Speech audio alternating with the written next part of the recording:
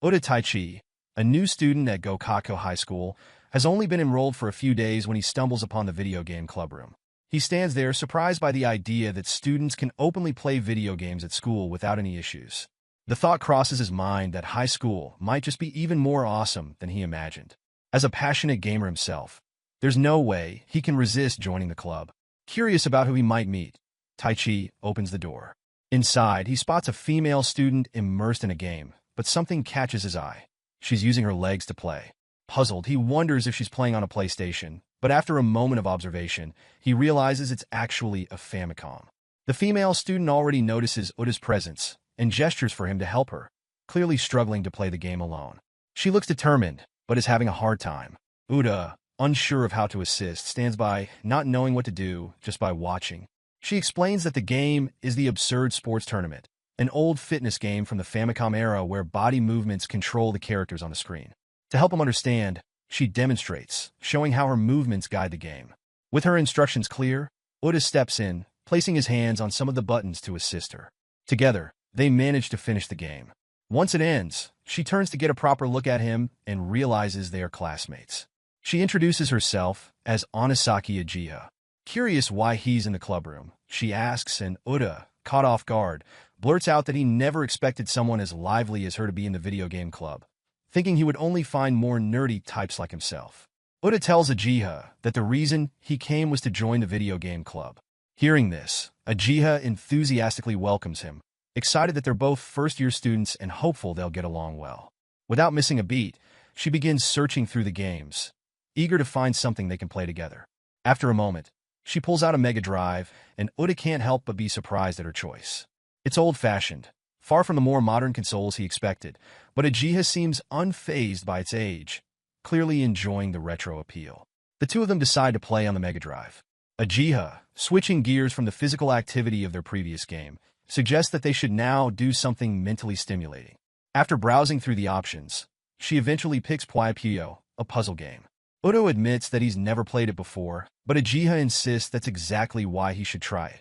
She adds, with a hint of pride, that despite how she might seem, she's reached the final stage of the game's story. As they prepare to play, Oda finds himself thinking how mysterious Uchiha is, a lively, energetic person who's deeply into retro games. The thought makes him nervous, worrying that he might not be able to keep up with her in the game. Despite his doubts, they switch to a different game titled Frog Stacking, which Uchiha claims she's a huge fan of, especially when playing against new challengers. Oda, feeling the pressure, knows he can't afford to let his guard down, fully aware that she's likely much more skilled at these games than she lets on. As they start playing Frog Stacking, Uchiha is feeling confident, managing to pull off a 4-chain combo early in the game. Out of curiosity, she glances over at Oda's screen to see how he's doing, only to be shocked. He's pulled off a 6-chain combo. Surprised, she blurts out, asking if he's secretly a pro. Oda, still focused on the game, replies that it's actually his first time playing. He casually mentions that he read through the lesson mode beforehand. Uchiha, now even more surprised, realizes that she could also improve if she checked out the lesson mode on her own Switch. She recalls how, after going through it, she managed to get 5 chains herself. Amazed, she expresses her admiration for his quick learning and his Switch. She suggests they give it another go, this time connecting his Switch to the TV to play on the big screen. As they share the console, Oda can't help but feel a bit nervous. The proximity between them causes their bodies to occasionally brush against each other, heightening his anxiety.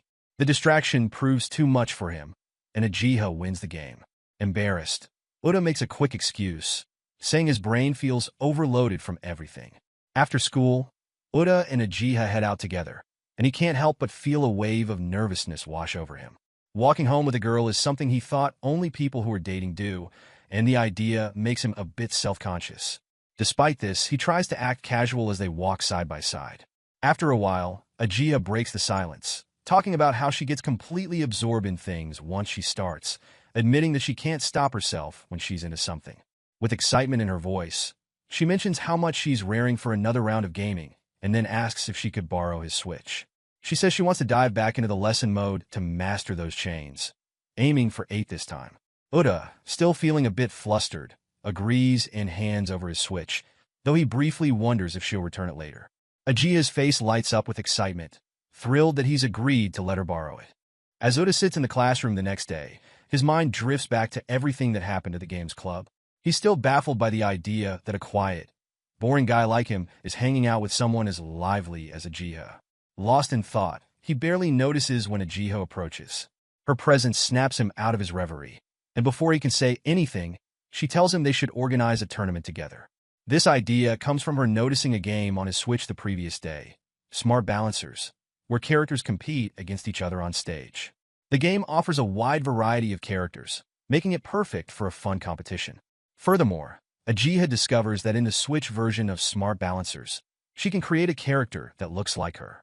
Excited by this, Udo agrees to help and suggests they start by creating a user account for her. Ajiha insists that her avatar should resemble her closely, and playfully declares that it's Uda's responsibility to make sure it happens. Uda takes on the task and successfully designs an avatar that looks remarkably like Ajiha, even managing to make it look quite adorable. Pleased with the result, they move on to the next step, incorporating the avatar into the game. As they edit, they find that there are about 100 different costumes available to customize Ajiha's avatar. In a teasing tone, Ajiha jokingly asks if there's a risque bikini or something more intimate among the options. Uda, trying to keep things serious, quickly responds that there are no such costumes and that she should take the project more seriously, prompting a laugh from her as they continue customizing the character. Meanwhile, after selecting a dancer outfit for her avatar, Ajiha expresses curiosity about checking out some of the hidden aspects of her character. However, she soon realizes that all the parts she wants to see remain concealed. Uda then suggests that since his avatar possesses lightning powers, they could use that ability to reveal the hidden areas. They manage to achieve this and have a good time in the process, enjoying the playful exploration. Noticing how much fun Ajiha is having with the Switch games, Uda decides it's okay for her to borrow it for a longer period. He also proposes that they take turns using it each day. This news makes Ajiha incredibly happy, and she expresses her heartfelt gratitude to him. Excited by the opportunity, Ajiha then uses Uda's Switch to dive into a war game. As Uda stands at the entrance of the video game club room, he wonders if Ajiha will be there today. He feels a wave of anticipation at the thought of seeing her. Once he enters, he spots Ajiha immediately. To his surprise, she announces that they will be living together. Uda is taken aback by this statement, and, only after a moment, realizes he misinterpreted her words. Uda then connects the game to the television for better visibility, allowing Ajiha to play more comfortably. She quickly commands her avatar to locate Uda's space within the game. When she arrives at his virtual chamber, she finds 2 beds side by side. Curious, she asks him why there are 2 beds. Uda explains that they were just there when he arrived, and he decided to leave them as they were. However, Ajiha doesn't buy his explanation and playfully teases him, suggesting that he might be bringing a girl into the room. Uda quickly denies it, insisting that's not the case. After that, Ajiha's avatar sleeps on the bed, and Ajiha invites Uda to do the same. Uda continues to manage his avatar, who is clad in a bathrobe and holding a glass of wine. This makes the situation uneasy, and Ajiha asks Uda if he has any hidden agendas. He clarifies that this isn't the case, and that he is simply interested in having a little fun around town while dressed this way because it's a game. Consequently, he changes his clothing without delay. Meanwhile, Ajiha's avatar has no spare clothes other than the one she is wearing. He offers to use his money to buy some clothes for her, so they go to the store to purchase some. Ajiha can't contain her excitement as she observes the vivid variety of garments that her avatar is trying on. After 15 minutes of debate, she decides to wear an outfit designed for cosplay. They then travel to the town where they go fishing, eat fruits, and eventually find themselves in a cafe drinking coffee. Ajiha is so ecstatic that she expresses her desire to idle around in the game for an infinite amount of time. However, Uda mentions that, despite the game not being particularly significant, it is actually enjoyable, and this is most likely the first time he has ever played this game with someone else. Ajiha then teases him by suggesting that they should print a picture to commemorate their first outing together. Later on, they manage to have a more enjoyable time. While Uda is back at his residence, he is seen checking the image of their avatars together. He then wonders if he should sneak a peek at Ajiha's room in the game, claiming it is his place in town. When Ajiha asks him if he slept in her bed the following day, he replies that he did not. Ajiha is seen the next day, and she tells him that he should have and that they definitely ought to play today. At one point, Ajiha summons him to the rooftop and asks if he has a girlfriend. This leaves him speechless, and he replies that he has never had one. She responds that she understands what he means, and then asks him if he wants one in such an enticing way that Uda almost collapses, thinking she is confessing to him, only to realize she is talking about a dating sim. The next step is to investigate the various types of girlfriends, all of whom Uda says he is not personally compatible with. She then asks him what kind of girls he likes, and he mentions that a girl should have a lively personality, exude a friendly vibe, and possess a seductive demeanor. He starts to wonder if she believes he is talking about her. After that, she introduces him to a female character named Chiyosh, who appears to be fairly straightforward and seems like an ideal match for him. Uda watches as she describes Chiyosh's traits, her confidence, directness, and charming personality. As he listens, he can't help but notice how Chiyosh's physical appearance is strikingly similar to Ajia's. The resemblance sends a ripple of nostalgia through him, prompting memories of moments he shared with Ajia. Suddenly, the thought crosses his mind. He has entertained the idea of Ajia becoming his girlfriend. He recalls the time they shared a Valentine's Day kiss, a moment that felt both exhilarating and surreal. Yet here's the thing. Ajia is with him right now, making this situation feel all the more odd. It's as if he's caught between two worlds, the fictional realm of Chiyosh and the tangible presence of Ajia, who stands by his side. As Ajia listens to the introduction, she raises an eyebrow, clearly unimpressed. Her serious demeanor surprises him, especially when she expresses that a kiss feels too distant.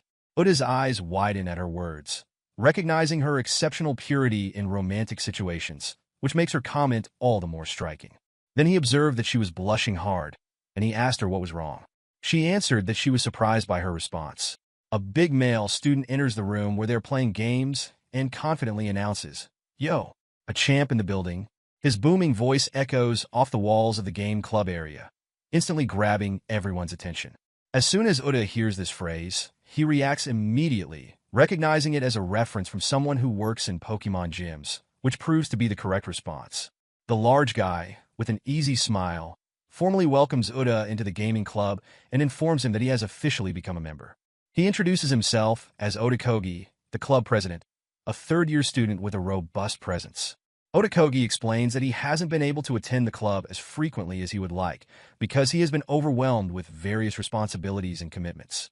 Ajia, feeling a wave of anxiety wash over her, becomes curious and inquires whether Otakogi has acquired a new game. He gestures dismissively, assuring her that he would discuss that matter later. The atmosphere shifts slightly as Otakogi decides to invite another club member into the room. He calls for Tsuru, a second-year member, who tends to be shy and quiet. Tsuru enters hesitantly, often keeping her distance. Although she attends the club every day, her primary motivation lies in stealing glances at Ajia and Uda. From her perspective, it appears that they are flirting with each other, and she can't help but feel intrigued by their dynamic. In the midst of this, Ajia remains blissfully unaware of Tsuru's observations, completely oblivious to the fact that she is the subject of someone's quiet admiration. Meanwhile, Uda, keenly aware of Tsuru's shyness, quickly responds to her unspoken assumptions by asserting that he and Ajia do not engage in any activities that could be considered flirting. Ajia moves closer to Tsuru, the shy club member, her curiosity piqued as she asks her about the kinds of games she enjoys playing. Tsuru, initially taken aback by the attention, hesitates but eventually opens up, sharing her preferences in a soft voice. The atmosphere in the room becomes warmer as Ajia shows genuine interest, her friendly demeanor helping to ease Tsuru's shyness. Meanwhile, Otakogi, the club president, steps in and encourages everyone to get along with Tsuru, emphasizing the importance of creating a welcoming environment in the club. His booming voice carries a sense of authority, yet it is laced with camaraderie. Then, in a surprising turn of events, Otakogi pulls out a gun, causing Uda's heart to race. He misreads the situation entirely, believing for a brief moment that it is a real murder weapon. Panic flickers in his mind as he prepares for the worst.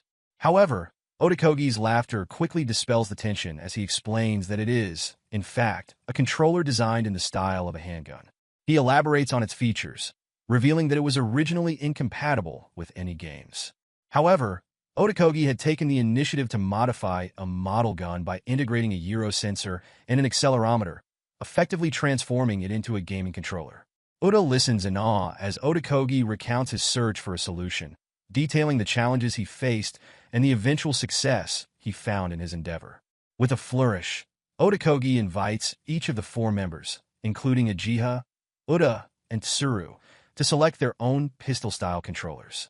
Excitement builds in the air as they prepare to participate in a game known as Code of Dandy. After Uchiha becomes completely enthralled by the idea, the club president proceeds to divide the four members into two teams. Uchiha and Otokogi make up the red team, while Uda and Tsuru form the blue squad. Uda feels a twinge of concern about this combination, knowing he isn't very good at communicating and wondering how well he can work with Tsuru. As the red team shares laughter and banter, Tsuru notices Uda's unease. Leaning in closer, she whispers into his ear that she will not forgive him if he dies in the game. Uda blinks in confusion, perplexed by her words and unsure of what she truly means. The pressure of the impending game weighs on him, and he finds himself caught off guard by Tsuru's unexpected intensity. Meanwhile, the club president, oblivious to the exchange, announces that the practice is finished and declares that it's time to start the game. After going through the regulations of the team battle, which state that the team with the most kills when the clock runs out is the winner, they start the game. Uchiha quickly takes aim at the blue team, her excitement palpable. However, despite her enthusiasm, it seems that she struggles to land her shots. Only one stray round manages to strike Uda in the arm, while the rest sail harmlessly past their targets. The club president praises her for hitting one of them from a considerable distance, and Uchiha beams with pride at her performance. In the heat of the moment, both Uchiha and Otokogi are suddenly taken out by a headshot that leaves everyone astonished. Tsuru, the shy girl who typically keeps to herself, has displayed unexpected skill, and her precision catches everyone off guard. After the surprise, she mumbles that they should switch the teams, but her suggestion goes unheard as Uchiha and the club president excitedly strategize on how to secure victory in the next round. Feeling overlooked, Tsuru's mood darkens, and she turns to Uda, who is nursing his wound. With a serious expression, she warns him that she will not forgive him if he dies. As she treats Uda, her focus sharpens, and she regains her determination. In the following round, she surprises everyone once more by successfully eliminating the red team, even after they've already been knocked out of the game. In a burst of frustration, she raises her voice, demanding that they stop flirting in front of her. Uda suddenly realizes that Tsuru might harbor feelings for the club president. Her displeasure at Uchiha's flirtatious banter with him becomes evident, prompting the need for a team switch. Consequently, Uda and Uchiha find themselves paired together, while Tsuru joins the club president on the opposing team. With Uchiha and Uda now on the same side, Uchiha confidently asserts that they should be a team, citing their relationship as the reason. However, Uda's concern lingers. He worries that the seniors might misunderstand their close bond and assume that they are dating. Uchiha, seemingly unfazed by his concerns, shrugs it off and simply responds with an enthusiastic, "Okay." Despite her casual demeanor, Uchiha secretly understands that she could never take the position of club president from Tsuru, and she accepts this reality with a sense of assurance. The girls are currently participating in a volleyball game during today's gym class, while the boys are engaged in basketball. Uda, who isn't very skilled at sports, struggles to get through the class. He doesn't want to be a burden to anyone, believing that all he needs to do is pass the ball, which feels comparable to a minigame in Mario Party. He thinks it should be an easy task for him to complete. When Uchiha arrives on the scene, she immediately notices that Uda is drenched in sweat. Curious, she asks him if he's the type who puts in a lot of effort during sports. She explains that she is free until her game starts, which is why she came over to chat with him. Uda is startled to see her and points out that this is the boys' side of the gym. Surprised by her presence, he feels a little awkward. Uchiha continues, confidently stating that she excels at volleyball and invites Uda to watch her match if he isn't busy. Uda is taken aback to learn that she can play volleyball. Uchiha explains that she has been playing since she was 5 years old and proudly mentions that she defeated the Soviet Union on the Famicom. She believes that since she is good at Famicom volleyball, she will also perform well in a real match because the USSR team was the strongest in that game.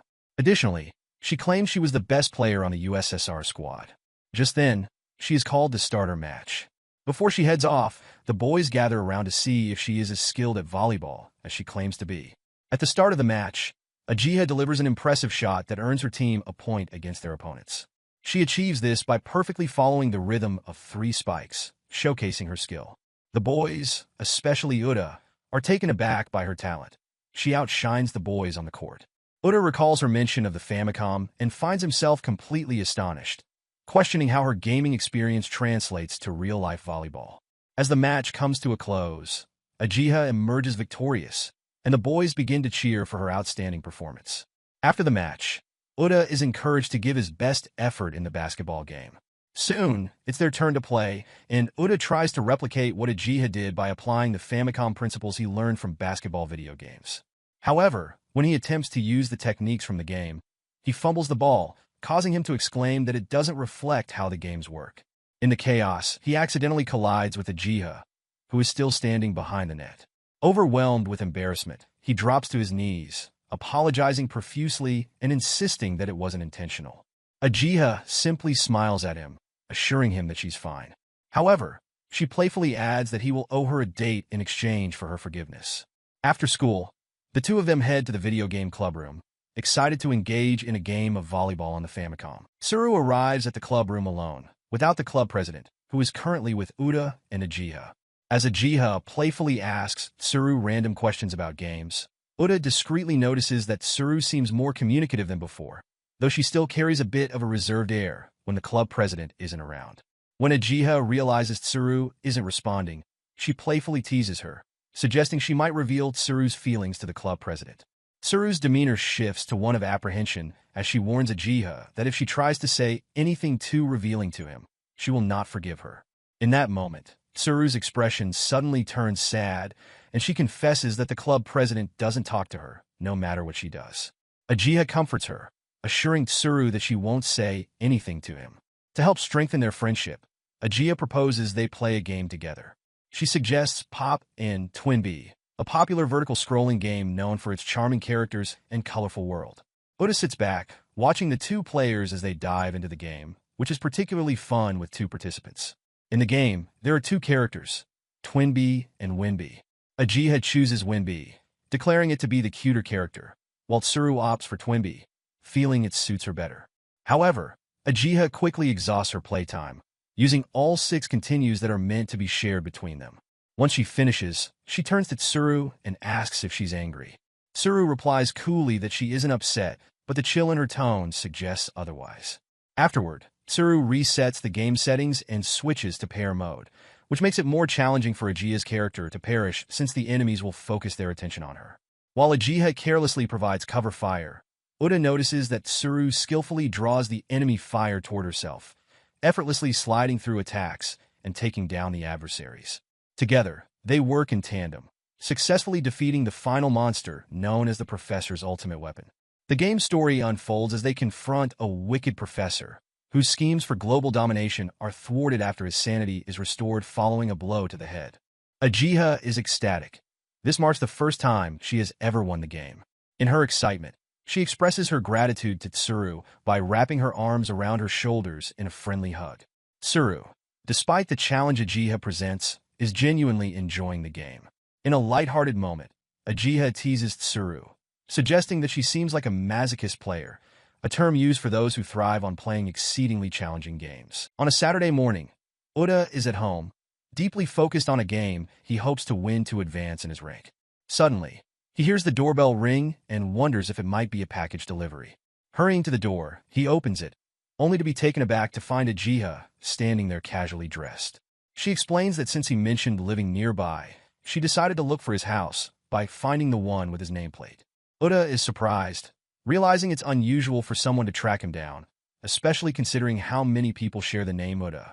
Ajiha then asks if he's available, and he admits that he's busy playing Smart Balancers online. Her eyes light up as she exclaims that he is a true gaming boy, just as she expected. Excitedly, she proposes they play a game together, and soon they are seen traveling on a train.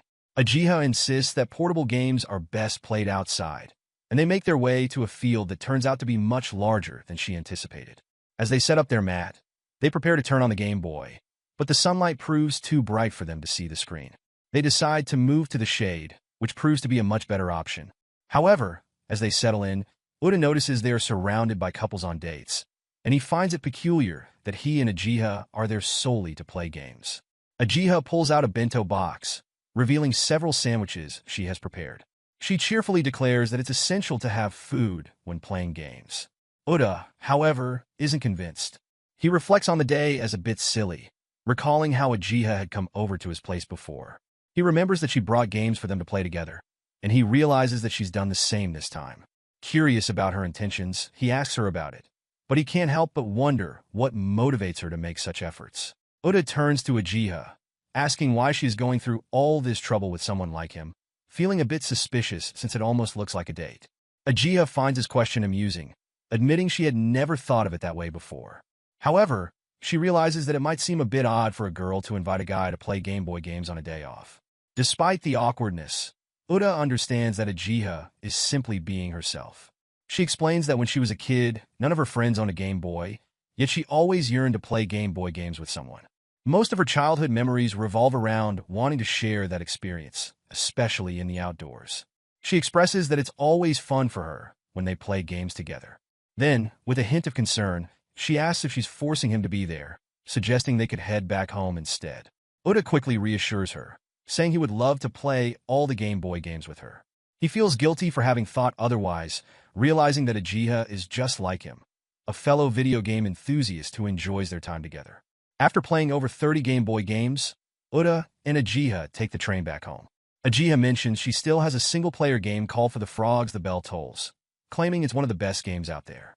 She adds that the music is fantastic, so they plug into shared earphones to listen together. However, Uda finds himself distracted. He can't hear the music at all over the pounding of his heart. Then Ajiha asks if she can rest her head on his shoulder because she feels tired. Uda's sense of reason starts to fade, but he notices that their friendship has undoubtedly deepened. Uda Taichi notices Ajiha drawing the curtain and asks why she is closing it. She replies that she mainly wants to set the mood.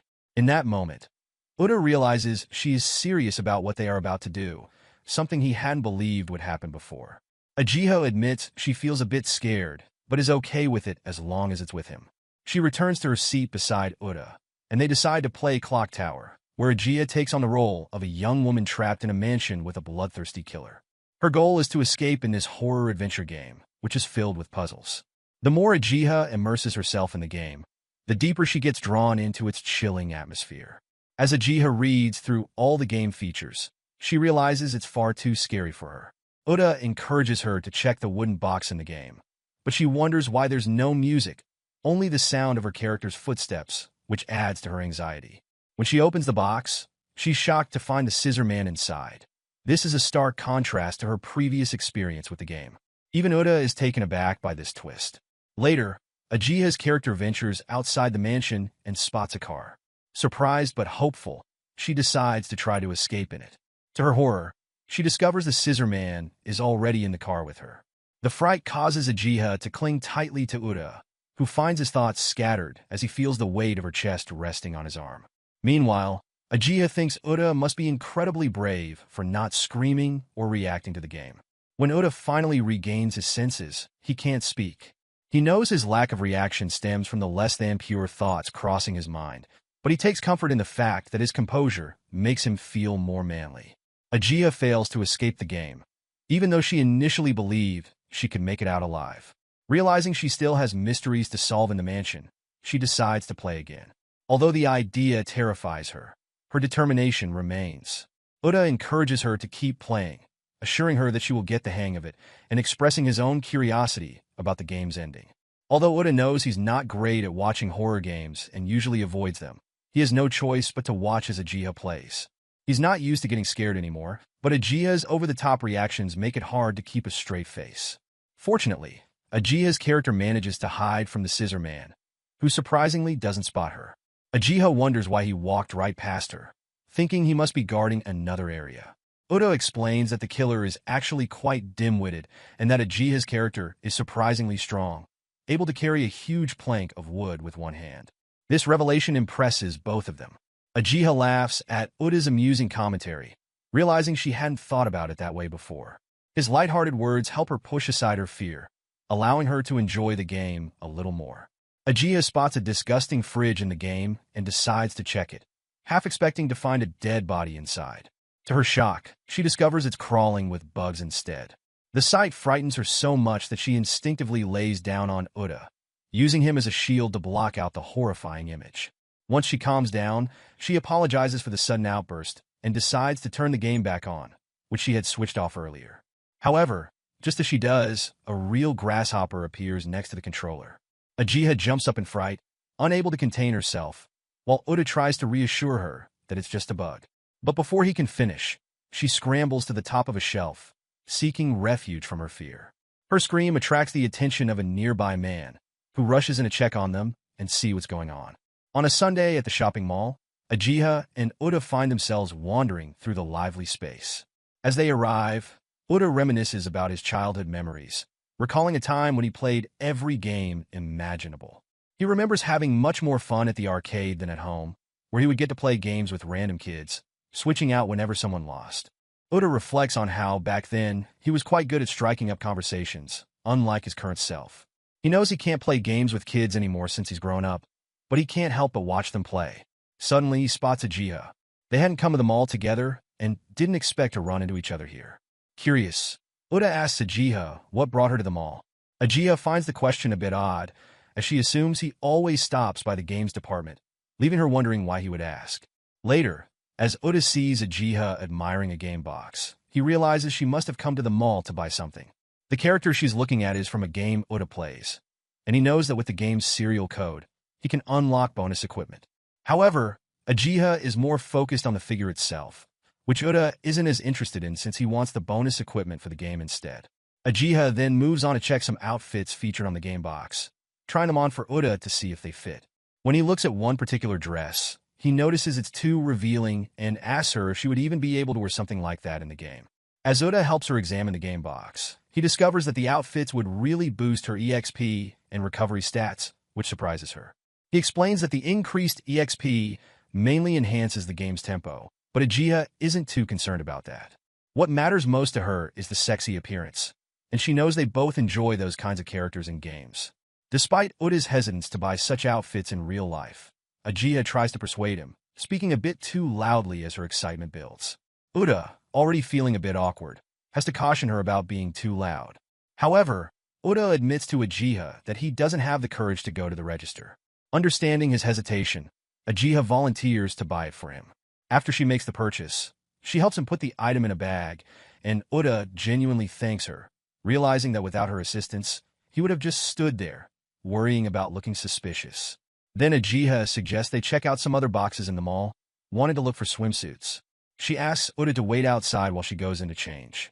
Uda feels uneasy about this, worried that he might get reported for loitering at the entrance of the changing room. After a while of standing around, he decides to hurry Ajiha along, feeling awkward, but she doesn't seem to mind at all. She takes her time, trying on dresses one after another. Finally, she asks him to help her choose a swimsuit that would give her the biggest EXP boost. Uda is taken aback by her question. He had assumed she would realize that something like that would actually increase his critical hits, and he has to quickly glance away. However, club activities are usually banned during the test period, as everyone focuses on extra studying in the classroom after school. During the break, Uda decides to seize the opportunity to play some games. While he is engrossed in his gameplay, he suddenly hears a voice questioning him about why he's playing a game. Initially startled, he tries to lie, but when he looks up and sees it's Ajiha, he feels relieved. Ajiha checks out the game Uda is playing and is surprised to see that he's playing Famicom games on his smartphone. Uda explains that he's able to do this thanks to some apps he just discovered.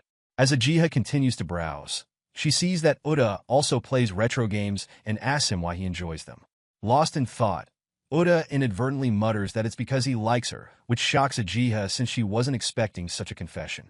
Realizing his mistake, Uda quickly restructured his words, saying he meant that he plays because she likes playing too, which sparked his interest.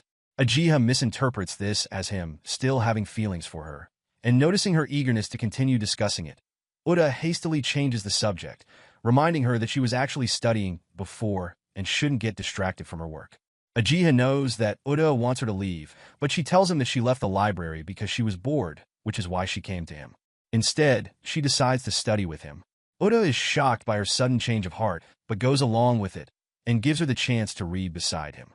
She pulls out a book for Uda to look at, and he initially thinks it's an electronic dictionary. However, she reveals that it's a DS Lite cleverly disguised with a dictionary cover, allowing her to play games in class without getting caught since the teacher would think it's a dictionary. She opens the book to show Uda that she's included a strategy guide inside.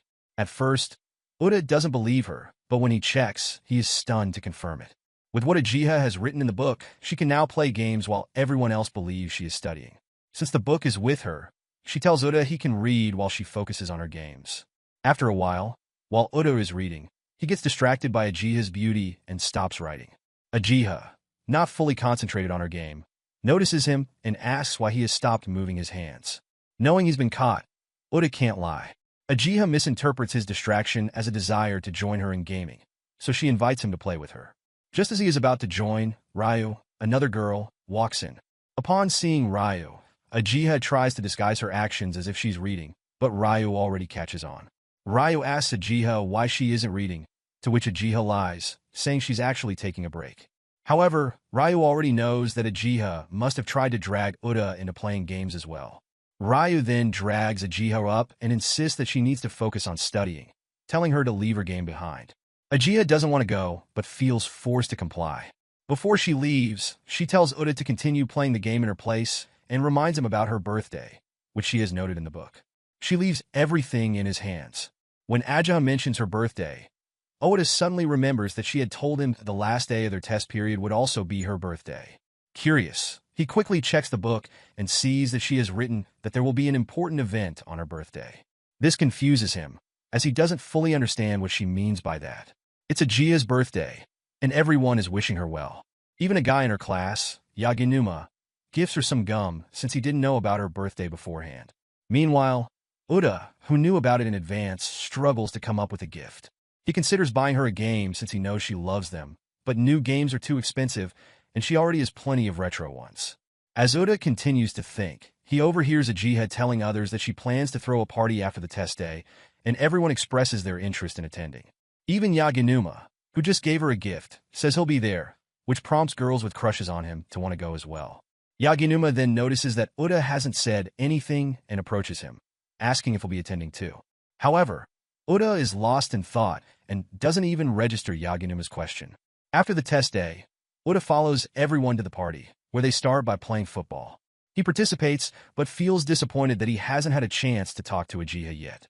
He promises himself to try harder during the second game, hoping he can manage to say at least one word to her. As he's lost in thought, Uchiha arrives, eager to play a lottery game for a chance to win a special prize.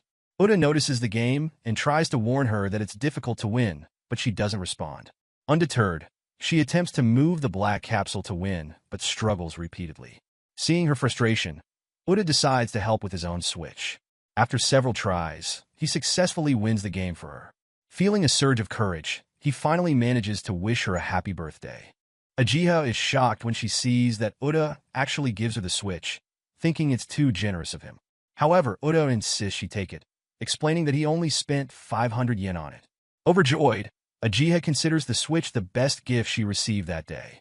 They decide to open it to see what prize is inside. Once they open the switch, they discover 30 tasty sticks. Excited, she packs them up and heads back to her friends, beaming with happiness as she tells them that Uda helped her win the prize and gifted it to her for her birthday. Meanwhile, Uda finds himself apologizing to her, leaving Uchiha puzzled as to why he feels the need to apologize when he has already given her such a wonderful gift, creating a memorable moment for her. At the video game club, Uchiha feels excited that summer vacation is approaching, but her friend expresses disappointment about the upcoming break. Uchiha is shocked to hear this, as it's the first time she's encountered someone who feels that way. Uda, trying to understand her friend's feelings, thinks the issue might be related to the end of club meetings.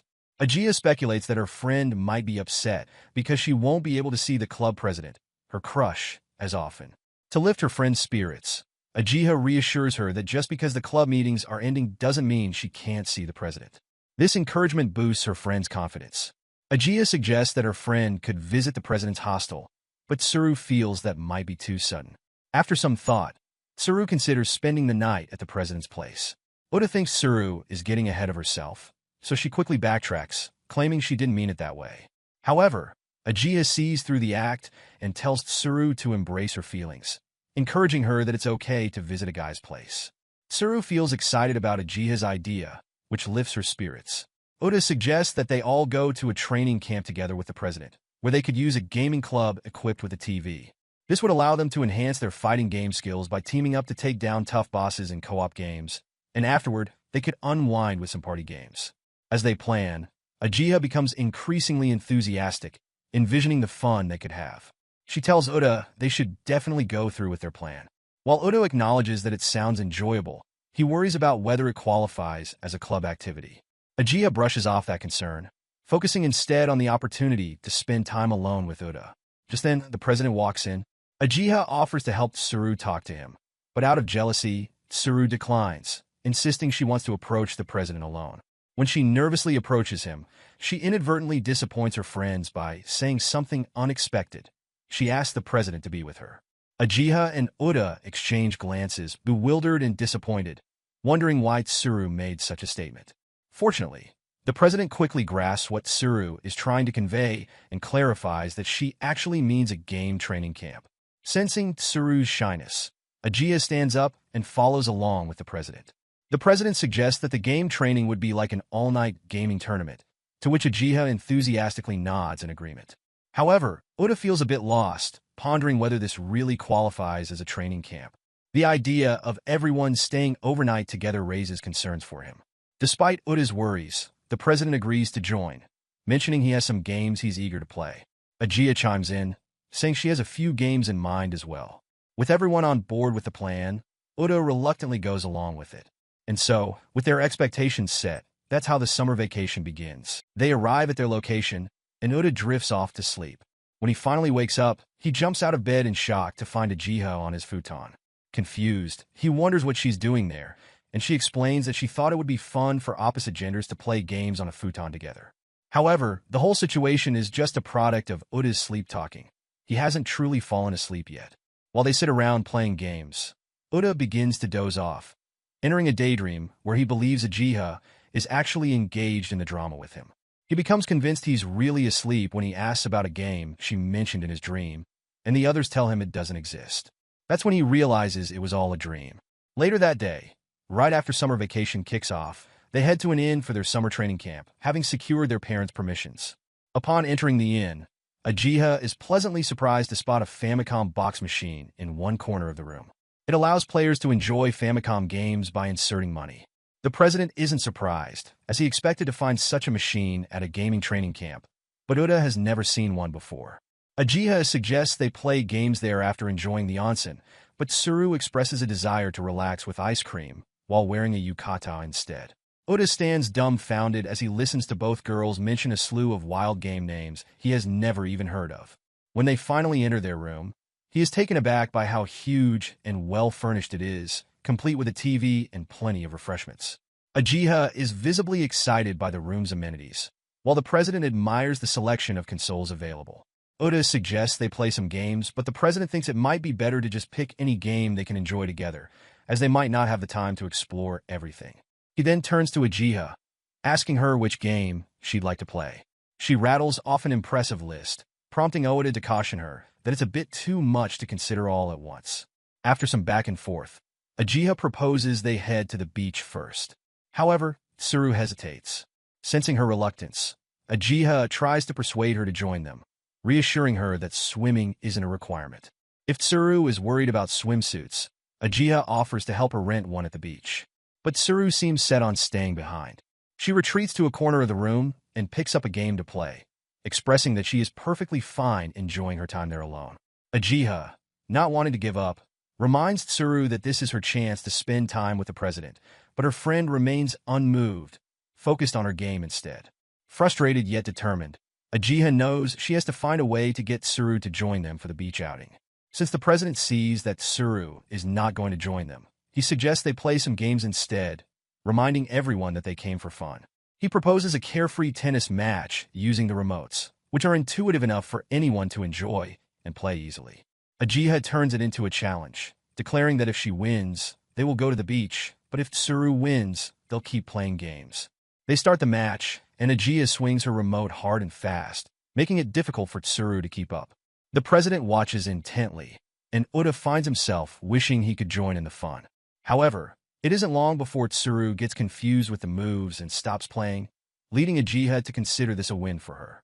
Before they can convince Tsuru to play again, she quickly changes out of her clothes, revealing the swimsuit she had already put on, anticipating their beach outing. Ajiha calls Tsuru to follow her to the beach so they can change, but Tsuru hesitates, feeling embarrassed about wearing a swimsuit in front of the guys. The president, eager to see her in the swimsuit, enthusiastically agrees when Ajiha asks if he wants Tsuru to wear it. With no other choice, Tsuru reluctantly agrees to change into her swimsuit. After she changes, Ajiha goes to meet Uda, expecting him to admire her new look. However, instead of complimenting her, Uda acts strangely, unsure of what to say. After spending time at the pool, Ajiha and Tsuru are inside, drying off and preparing for the onsen. Ajiha asks Tsuru if she enjoyed their time at the beach. Tsuru says she did, but her expression doesn't quite match her words, which makes Ajiha feel a bit uneasy. In an attempt to lift the mood and test her newfound boldness, Ajiha asks Tsuru for an odd favor, to stare at her for 2 minutes before they head to the onsen. Tsuru hesitates, finding the request strange, but eventually agrees. As the timer begins, Ajiha, still wrapped in a towel, suddenly removes it, catching Tsuru off guard. Ajiha explains that she was inspired by a scene from Okatsuki Vanishes, a classic Famicom adventure game, where if the player doesn't take any action for 2 minutes, a character removes their towel. She thought it would be fun to try. After the initial shock fades, both girls laugh at the ridiculousness of the situation. They decide to shower together before going to the onsen. As they rinse off, Ajiha shifts the conversation, asking Tsuru what qualities she likes about the president. Tsuru hesitates before admitting that she enjoys playing Agnes alone, but feels pressured because the president always insists on playing together. Ajiha sides with the president, suggesting that maybe he just wants to share the experience with her. However, Tsuru disagrees, explaining that she already has plenty of friends to play with. Recognizing Tsuru's perspective, Ajiha acknowledges that it's just how Tsuru is, someone who often invites others to join her. She remarks that being included is a nice gesture and wonders if Tsuru might actually enjoy playing with the president too. Tsuru thinks about Ajiha's words and then suggests they go out for ice cream together later. Ajiha's face lights up with excitement, and she eagerly agrees. Meanwhile, Uda and the president are in the room, checking the contents of the Famicom software box. The president knows the box contains 15 business version cartridges of games for sale. Uda later discovers it also includes a volleyball game and a gun controller, which the president refers to as an exclusive zapper. The president explains to Uda that the zapper works by mimicking the movement of the hand, with modern controllers detecting angle changes to move the reticle on the screen. With the zapper, one can aim directly at the on-screen target. Surprised by how it works, Uda asks the president to demonstrate. The president explains that when he pulls the trigger, the target section flashes white for a split second, and the sensor on the front of the zapper detects the light to determine if it hits something. As he's explaining, Ajiha and Tsuru arrive, holding bags of ice cream they bought on the way. Ajiha, surprised to see the zapper, speaks up, catching everyone's attention. Uda is startled to see them already dressed after their bath. Ajiha suggests they play duck hunt, and the president eagerly agrees, excited to see how well they can score. Uda goes first and, to everyone's surprise, scores 27 out of 30 points on his first try. Everyone is amazed, especially Ajiha, who thinks it should have been much harder. Uda explains that he's been shooting toy guns since he was a kid, giving him an advantage. While chatting with Ajiha, Uda accidentally blurts out that he's fallen in love, realizing his mistake too late. Ajiha is shocked, but chooses not to ask further. When it's Tsuru's turn, she struggles and scores only 3 points because she can't see where to aim without the reticle. Then, Ajiha takes her turn and decides to use a sneaky trick, shooting close to the screen. Each shot makes the screen flash, hurting her eyes. She almost loses her balance, but Uda quickly catches her, preventing her from falling. She thanks Uda and gets back on her feet, then suggests they try something different, a comedic act where 2 people wear a large coat and pretend to be one person. Tsuru and Uda immediately disagree, finding the idea too silly, while the president, unsure how to respond, suddenly realizes it's his turn to play duck hunt. The next day marked the camp's main event, the gaming tournament. Excited and impatient, Ajiha suggests they start right away since it's already 9 a.m. Uda agrees, saying they could keep playing until nighttime. However, Tsuru, knowing her limits, worries that if she played for that long at home, she'd definitely get in trouble. The president proposes splitting into 2 teams. For each game, they would set a score, and the team with the highest total points at the end would win the tournament. The losing team would have to treat the winners to ice cream. Ajiha eagerly teams up with Uda, excited to show off their friendship as first years. That leaves Tsuru and the president to form the other team, with the president deciding to partner with her. Before they start, Ajiha encourages Uda to stay focused so they can win together. They kick off the first round with a robot fighting game, but after a tough battle, Uda and Ajiha lose. In the second round, a racing game, Ajiha suggests they target Tsuru, but the president quickly promises to protect her, turning it into a showdown. As the tournament progresses through 14 rounds, the teams keep checking their scores. The competition is tight, though Tsuru and the president find themselves slightly behind. Uda thinks Tsuru would have kept the scores further apart. Tsuru remarks that they would have won if they had more skill, but the president points out that she's weak at games. Ajiha chimes in, proudly saying she still won, even if it was due to randomness rather than special skills. She's so happy with their score that she hugs Uda tightly, feeling lucky. Uda feels uncomfortable, but doesn't know how to express it until Tsuru stands up and angrily pushes Ajiha away, accusing her of flirting too much. Tsuru then declares herself the goddess of victory and pledges to lead the president to victory just as Ajiha helped Uda win. Everyone is shocked by Tsuru's sudden change in mood, and Uda wonders why she's so fired up. Energized and ready to compete, they all move on to the final battle. They play a smart balancer battle royale, with Uda and Ajiha gaining the upper hand once again. The president is surprised by how seriously Uda is taking the game. During the match, Ajiha pulls out a capsule, hoping to get a rare item. The president warns that there's a small chance it might explode. Sure enough, it explodes, and Tsuru is thrilled by the twist. Ajiha apologizes to Uda for the poor choice, but he doesn't see it as a mistake. Confidently, he reminds her that as long as he doesn't get knocked off, they still have a chance. The more damage he takes, the stronger he becomes. He tells Ajiha this is their moment to show their friendship power. Despite their best efforts, Uda and Ajiha eventually lose, and the president, known as Otokogi, and Tsuru's team win. After the match, Ajiha volunteers to pay for their ice cream, even treating Uda as a reward for trying so hard in their team. Uda appreciates her gesture, grateful for the team's spirit despite their loss. It's the final night of the gaming camp. Otokogi has already fallen asleep, wearing an eye mask and earplugs to block out distractions, determined to rest well for the next day. With Otokogi asleep, Tsuru decides to go to bed too, but Ajiha urges her to stay up, reminding her that they were supposed to play all night. Tsuru is hesitant at first, but eventually agrees. Ajiha suggests they play an extreme high-power battle, a special Bomberman mode with maximum firepower, bombs, and speed. The game is fast-paced, demanding quick reactions from everyone. After many intense rounds, Tsuru emerges victorious with 30 wins. Ajiha finishes with 21, and Uda only manages 4. Uda complains that his head feels like it's about to burst from all the action. Shortly after finishing the game, Tsuru drifts off to sleep, leaving just Uda and Ajiha awake. Not wanting to disturb her, they carefully lift Tsuru and lay her down beside Otokogi. Uda feels uneasy about placing Tsuru next to him, but Ajiha insists it's simpler than moving her to the girl's room. They eventually decide to put her on a separate futon instead. Afterward, Ajiha turns off the lights and suggests they play something else since neither of them feels sleepy. Uda initially misinterprets her suggestion as something private, but Ajiha clarifies she meant another game, and he feels relieved. They settle on an action game where they travel around Japan to restore peace to Edo, a game both of them had been wanting to try. They prepare to stay up playing until morning. Later, they decide to play a cleaning game. Ajiha suggests they take on a part-time job to earn some koban, but Uda wonders if the game will actually be fun. Ajiha reassures him, mentioning that there will be an arcade as well. As they play, Ajiha starts to doze off, resting her head on Uda's shoulder.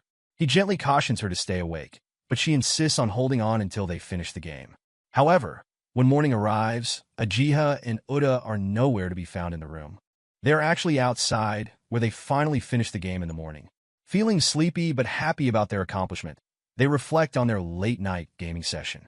Although their stay at the training camp is over, Ajiha claims she still wants to play more games, listing a bunch of titles.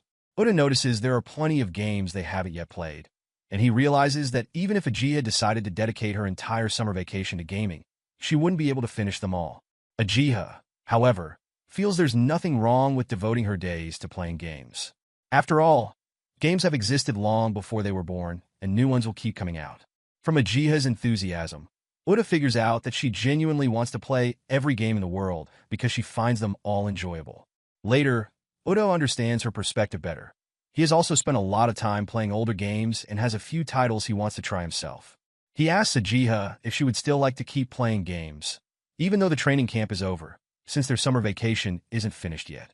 Ajiha agrees to keep playing since she sees it as a private game without any club activities. Uda, not wanting to make it awkward, assumes her enthusiasm is just a slip of the tongue. However, Ajiha is supportive of his thoughts because she has wanted to tell him the same thing before. Happy that they're on the same page, she tells Uda they should rest for the day and resume their gaming the next day. Meanwhile, Tsuru wakes up and tries to sleep next to Oda Kogi on his futon. However, as she considers moving back to her own futon, Ajiha and Uda walk in. Ajiha excitedly recounts how they carried her the previous night when she fell asleep. Tsuru can't find the words to respond, so she simply asks what they've been up to since they just returned in the morning. Ajiha replies that they stayed up all night, leading Tsuru to wonder if they did something inappropriate. They quickly deny it, surprised that she would think that. In an effort to make Tsuru a bit jealous, Ajiha decides to tease her and pretends that what they did was somehow emotional. She asks if it involved any dirty private things. Uda, already feeling uncomfortable with the direction of the conversation, quickly shakes his head in disagreement, insisting that's not what they did at all. Later that day, when Uda gets to his room, he can't stop thinking about why he even mentioned staying behind to play games with Ajiha. He tries to brainstorm which games they could play, but struggles to come up with any ideas. Ajiha suggests they go shopping for some games, mentioning a particular store she wants to visit. Uda agrees, and they decide to meet at K Station in front of the ticket booth at 2 p.m. Whenever Uda arrives early, he often feels nervous, so he decides to find a place to sit. It's then that he spots Ajiha already seated nearby, checking herself in a hand mirror. As he approaches, she looks up and smiles, clearly happy that he arrived early. Uda feels a bit uneasy, sensing that the atmosphere is different today. Nevertheless, they head into the store together. Uda recalls that the last time he visited the shop, he saw a lot of retro games for sale. At that time, he didn't understand what was so special about them and passed up the chance to buy any. Now he wonders if he might find something worthwhile this time around. They check out some games, but Ajiha already owns most of them, making Uda feel embarrassed for inviting her to the store. He worries he made a wrong choice, thinking Ajiha might lose interest in the trip since she seems to know more about video games than he does. Uda's nerves get the best of him, and he starts saying some silly things, mistaking an item for a game. He feels so embarrassed that he can't even look Ajiha in the face, especially when she gently corrects him on his mistake. After a while, Ajiha spots a popular game that she never expected to find in Japan. She's so surprised that she shouts in excitement. Realizing she has overreacted, she quickly calms down. Meanwhile, Uda is silently relieved that Ajiha's mood has improved. He had been blaming himself for how the day was going. However, when she checks the price, she sees it's a premium one. Noticing that Uda looks down, Ajiha reassures him that he brought her to the best store after all. She admits she was unusually quiet because this is her first time being invited out by a guy for a date, making her feel awkward about the shopping experience. After explaining this to Uda, he feels a bit relieved. However, when Ajiha suggests they check the other side of the store for more treasures, Uda grows nervous again, unsure if she'll find something she likes there. That day is meant solely for shopping, so Uda wonders why Ajiha keeps mentioning the word date. He thinks about asking her about it, but Ajiha tells him to forget it, assuring him she knows what he wants to ask. Instead, she encourages him to focus on helping her find a better game they can play together. Uda takes her to check out some PS5 games that are cheap, though he isn't sure if they'll be interesting. Ajiha admits she can't guarantee it either, but she explains that people often take the risk on inexpensive games by buying them first and testing them out. She notes that the deciding factor for secondhand games is the price, which is why she often opts for them. Later, Ajiha spots a game called Famicom Pro Wrestling, which she used to play as a kid. Now that she's 16, she reminisces about discussing games with her father when she was younger, which got her into sports games. This makes Uda recall why she was so good at volleyball and bowling. Ajiha hints that she might one day challenge Uda to a wrestling match, which surprises him. He asks if it would be a real match or just in the game, but she doesn't specify. Instead, she asks Uda to share what games he played as a kid. Uda doesn't answer directly. Instead, he picks up a game to change the topic. This catches Ajiha's attention because the game is about finding fossils. Oda explains that players have to resurrect dinosaur fossils to fight. Later, Uchiha asks Oda if he actually loves playing fighting games, and she also confirms whether he is good at Smash Pro. She expresses how much she enjoys the fact that he suggested they come shopping for games, saying it's been a lot of fun talking with him. Uchiha thanks Oda for inviting her that day, but he feels grateful to her in return. He lets her know that this is his first time inviting someone on a date, and he apologizes if he hasn't behaved as she expected. Uchiha reassures him not to worry about it. After spending some time in the store, they eventually buy a few games at a 30% discount. Uchiha suggests they play the games together at a family restaurant, but Oda proposes going to the PlayStation Store or trying out other console games. He then suggests using the club room since they're still on summer break. However, Uchiha insists they go to her house instead, mentioning that she has always wanted to invite him over and decides to seize this opportunity. Oda finds himself curious about what Uchiha's room will look like, and he can't argue with her.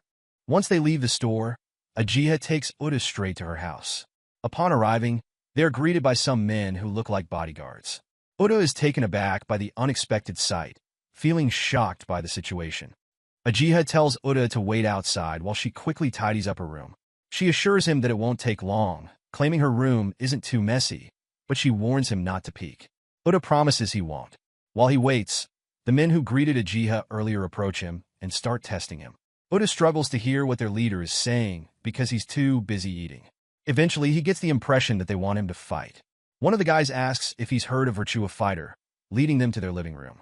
Oda learns that Virtua Fighter is considered the world's first 3D hand-to-hand fighting game, enjoyed by both beginners and experts. When Oda responds that he knows about the game, the guy seems relieved, saying he would have beaten Oda up if he hadn't known it. Oda thinks it's too early for a real fight. He figures that playing games should be harmless. Reluctantly, he agrees to play. However, after the first round, Oda loses. Being a beginner, he finds it intimidating. Another guy challenges him to a second game, betting that if he loses again, they won't allow him to see Uchiha anymore. Oda feels the pressure mounting as he realizes how serious this is becoming. At first, Oda doesn't respond to the guy's challenge, but he soon realizes that losing means he might not be able to see Uchiha again. Determined to win, he imagines Uchiha giving him tips on how to succeed. To his surprise, this visualization helps him win the match, leaving the guy visibly frustrated. One of the others even comments that it must be Uchiha's influence driving Oda's determination. Feeling relieved and proud, Oda thinks he secured his place with Uchiha. However, unbeknownst to him, the guys have plans to challenge him again, and their remarks turn ominous as they wish him death before they prepare to start another match. Just then, Uchiha walks in and asks what they're trying to do with her guest. The guys are startled by her sudden arrival, and Oda quickly stands to greet her. He notices she has changed into different clothes, which catches his attention. The guys, trying to cover their intentions, lie that they are merely showing Oda some hospitality. Uchiha, feeling jealous that she wasn't Oda's first game partner, decides to join in and play. Oda's spirits lift as Uchiha teams up with him, feeling he can finally play more comfortably without the previous tension. Uchiha warns the guys not to underestimate her, confidently promising that she will crush them. The guys hesitate, reluctant to let Oda go. While seated at the serene Mount Yama mountain range, Tsuru reflects on her past and realizes why she has always been quiet. Growing up, her parents often came home late, and she didn't have siblings to bond with. Despite this, she never felt lonely. It was the games she played that filled her time and pushed her social limits. As she reminisces, she recalls how, over time, classmates began to invite her to play games with them. Initially hesitant, she found herself enjoying these interactions, and much to her surprise, she often emerged victorious. This newfound camaraderie eventually led her to meet Uchiha and Oda.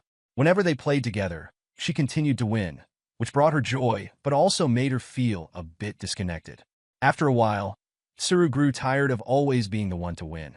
Although she initially didn't want to play games with friends, the dynamic changed when she decided to take a break from playing with Uchiha and Oda. They misinterpreted her decision, thinking it was because they were weaker at games or that she found them boring. However, Tsuru experiences a change of heart when she finds someone who truly understands her, Oda Kogi. He recognizes her love for solo play and encourages her to start gaming with him, which they do frequently. This newfound companionship allows Tsuru to enjoy the social aspect of gaming without feeling pressured to compete, and she begins to feel more connected. Back in the present, Oda Kogi brings up how it has been a while since they last played games together like they used to. Tsuru reflects on this, initially thinking he might not want to play the lonely games with her again since he had only asked her to join him once. Yet, deep down, she knows that Otokogi is kind-hearted and wouldn't just abandon her. Their conversation continues, and Otokogi expresses his desire to play more games with her. He admits to being pleasantly surprised by how well Tsuru can navigate games in real life, just as she does online. After a while of discussion, Otokogi proposes a new challenge to Tsuru, a 2-man dungeon run that simulates an 8-man raid. Tsuru finds this interesting and feels eager to play, even though it's her first time. She informs Otokogi that she might need some time to get the hang of it. With that, they decide to start playing. It's the beginning of the second semester, and Ota hasn't heard from Otokogi and Tsuru, despite spending the entire vacation with Uchiha, playing games together. As he walks into the school compound this morning to resume classes, he begins meeting some of Uchiha's friends, who greet him warmly. However, he starts feeling nervous and struggles to return their greetings properly, unable to make eye contact. Uchiha sees him from afar, calls out his name excitedly, and rushes towards him with a big smile on her face. She expects a warm welcome in return, but Ota hastily passes by, unable to even greet her properly. Uchiha stops him, revealing that she has been waiting for him. Ota is shocked and filled with regret, realizing he was trying to avoid her. Uchiha has some exciting news to share and shows off her new device that plays Super Famicom games. Ota loves the device, and she suggests they play together since she has many games. As they approach the entrance of their classroom, Ota asks if they're entering together, and Uchiha confirms they are. Suddenly, she grabs Ota's arm to show off to her friends. As they enter the class, everyone's attention is drawn to them, and they all wonder what's going on between the two. Ota quickly clarifies that they're emotionally dating, but emphasizes they're not romantically involved. He asks Uchiha to remove her hand from his arm, but Uchiha disagrees. Their classmates remain skeptical, trying to persuade them to discuss their relationship. However, they both insist they're not dating. Uchiha suggests they move to another location to finish discussing the game, as they're disturbing others. After class, they leave school together, planning to head to the club. Uchiha predicts that Tsuru and Otokogi might be together, possibly flirting with each other, having played an online fantasy game during the vacation. Upon arriving at the club, they find Tsuru about to change clothes. Uchiha is stunned, her mouth agape. Otokogi fabricates a story about having emergency authority on the club activity committee to explain their presence, claiming they're ensuring the club conducts decent activities. Uchiha thinks it would be fun to play together, but Otokogi mentions that it might not work since the game club is a minor club, still in its early stages. Meanwhile, Ota realizes it's been a while since they've all played games together, unaware of the ordeal awaiting him. 2 days later, Ota is the only one who shows up at the clubroom. That's when a first-year student named Hashizora, claiming to be a member of the club activities examination committee, walks in. She declares she's there to crush evil. Hashizora also warns Ota that their organization considers video games, among other electronic activities, potentially harmful. Ota feels confused when Hashizora introduces herself because he recalls that Otokogi told them something very different about the committee. Unsure of her intentions, he asks what she means. Without missing a beat, Hashizora launches into a passionate explanation about the negative effects of video games. Ota stands there, stunned and perplexed, wondering why she's even bringing this up, especially since he thought he was speaking to someone else entirely.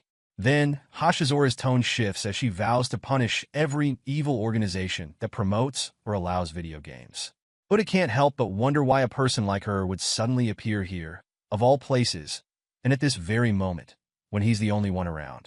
In an attempt to avoid her intense mission, he checks the list of club activities scheduled for the day and tells her that maybe she should come back another time.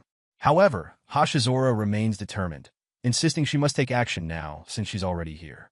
With unwavering resolve, Hashizora begins inspecting every video game she can find, intent on banning each one. She explains that she was forbidden from watching video games as a child, which convinced her they are harmful to everyone. Ota tries to reason with her, explaining that video games aren't necessarily as dangerous as she believes. But Hashizora refuses to listen, only reaffirming that she's more than capable of taking down any evil organizations in her path. With a stern expression, Hashizora decides to leave, warning Ota to clear out all the video games from the clubroom. But before she can make her exit, Ota quickly pulls her back, determined to show her that she's misunderstood.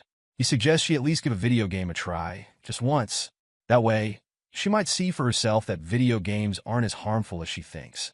Uda is confident that if she plays even a little, she'll be hooked and forget about her plan to ban them. After a bit of persuasion, Hashizora finally agrees, but only for 30 minutes. She insists that she'll ban the game afterward, just as she intended. Meanwhile, Uda has a secret goal.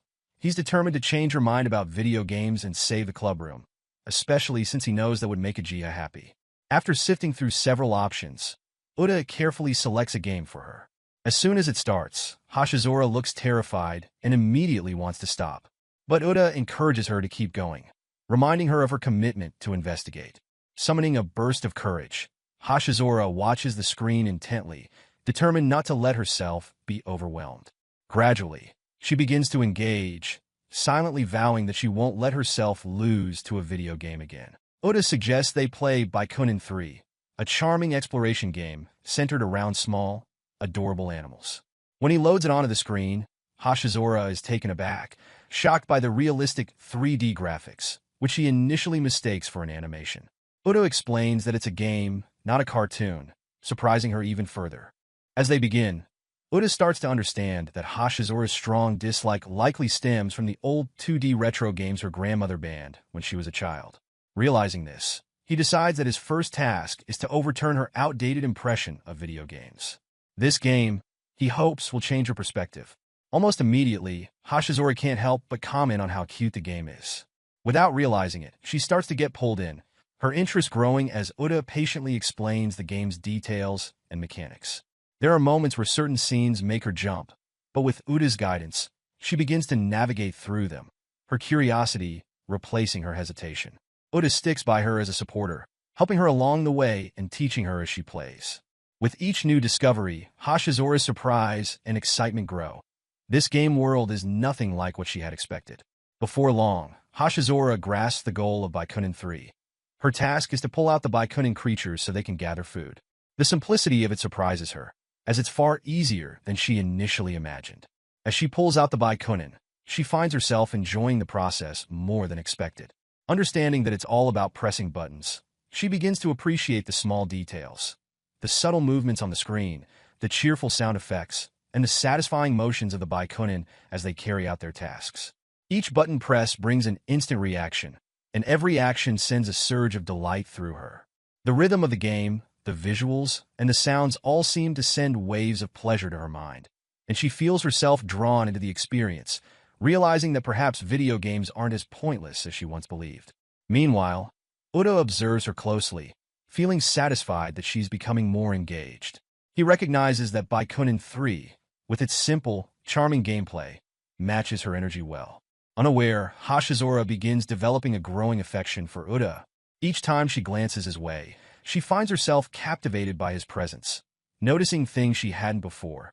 The ease in his posture, his quiet patience, and a surprising warmth in his gaze.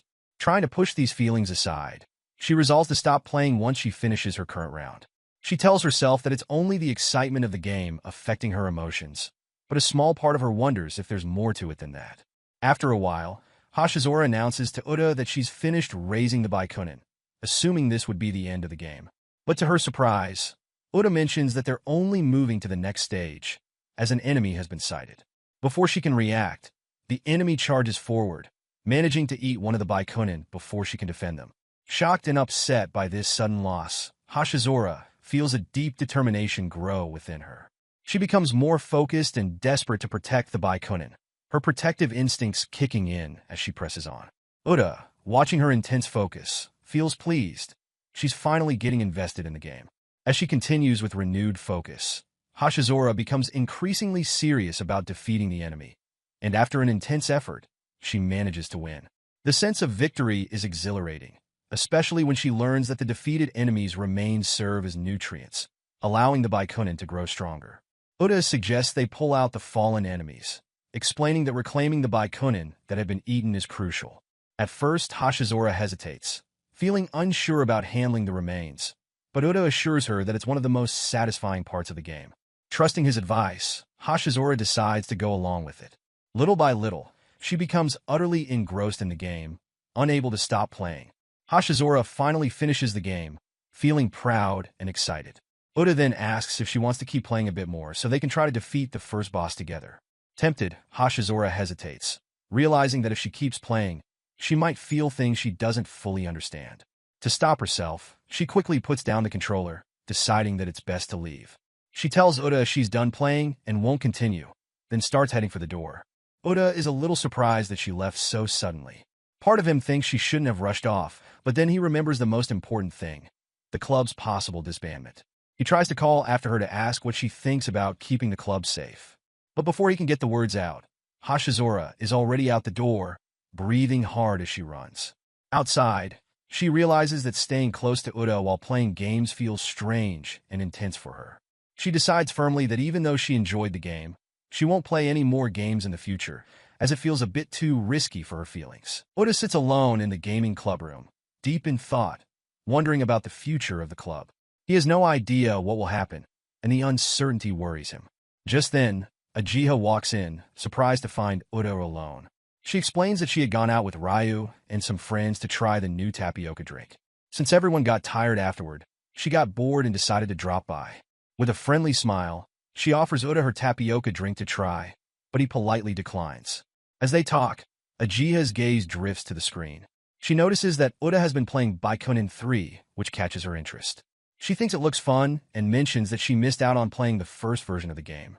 Curious, Ajiha checks out the setup and notices that there are 2 controllers connected to the game. Suddenly, she remembers that the club was supposed to have a visitor, a committee member inspecting the club's activities. Her eyes widen with curiosity, and she quickly asks if that person actually came to the club and if she was the one Uda had been playing Baikunin 3 with. Before Uda can answer, Ajiha's expression changes, a hint of jealousy showing on her face. Uda notices and senses that she might feel left out. To ease her mind, he asks if she'd like to play the game with him now. Ajiha's face lights up, and with a big smile, she happily agrees, excited to spend time with him and join in the game.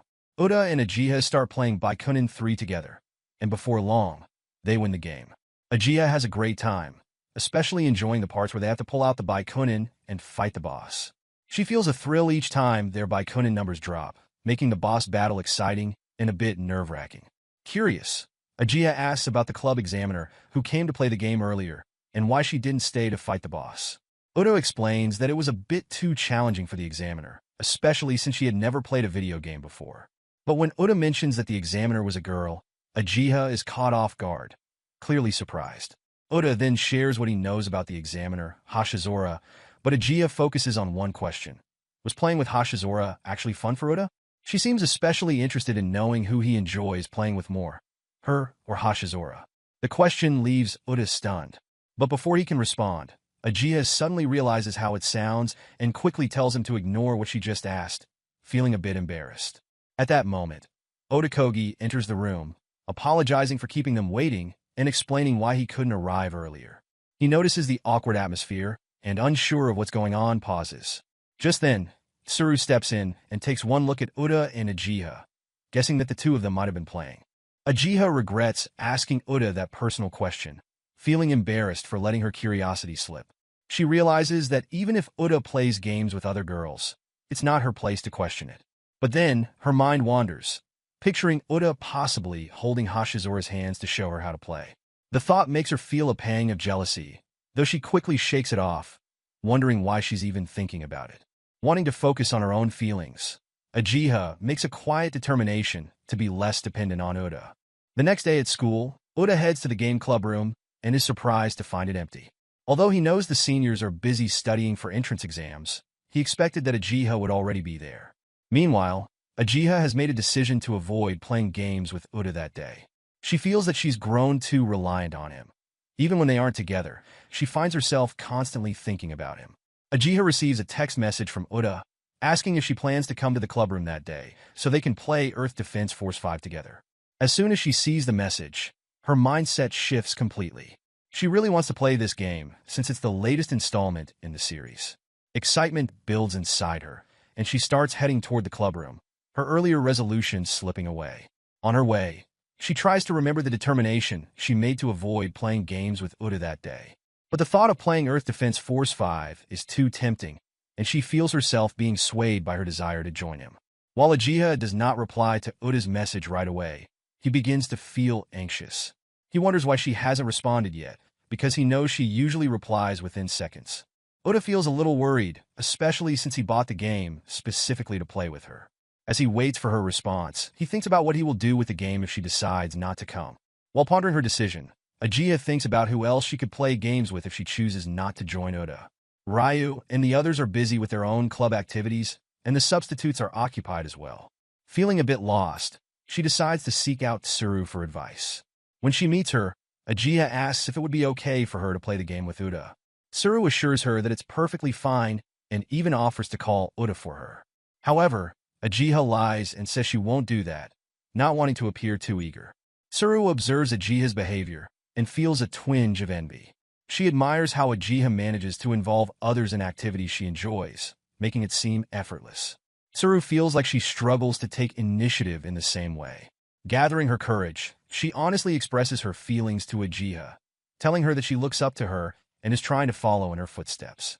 Tsuru wishes she could be as confident and proactive as Ajiha, hoping to learn from her example.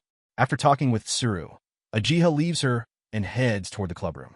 Meanwhile, Uda sits inside, glancing at the door, feeling a bit disappointed as he realizes that Ajiha is not coming. He decides it's time to leave, so he stands up and opens the door. Just as he does, Ajiha suddenly walks in, catching him by surprise. Uda hadn't expected her to show up, and he is taken aback.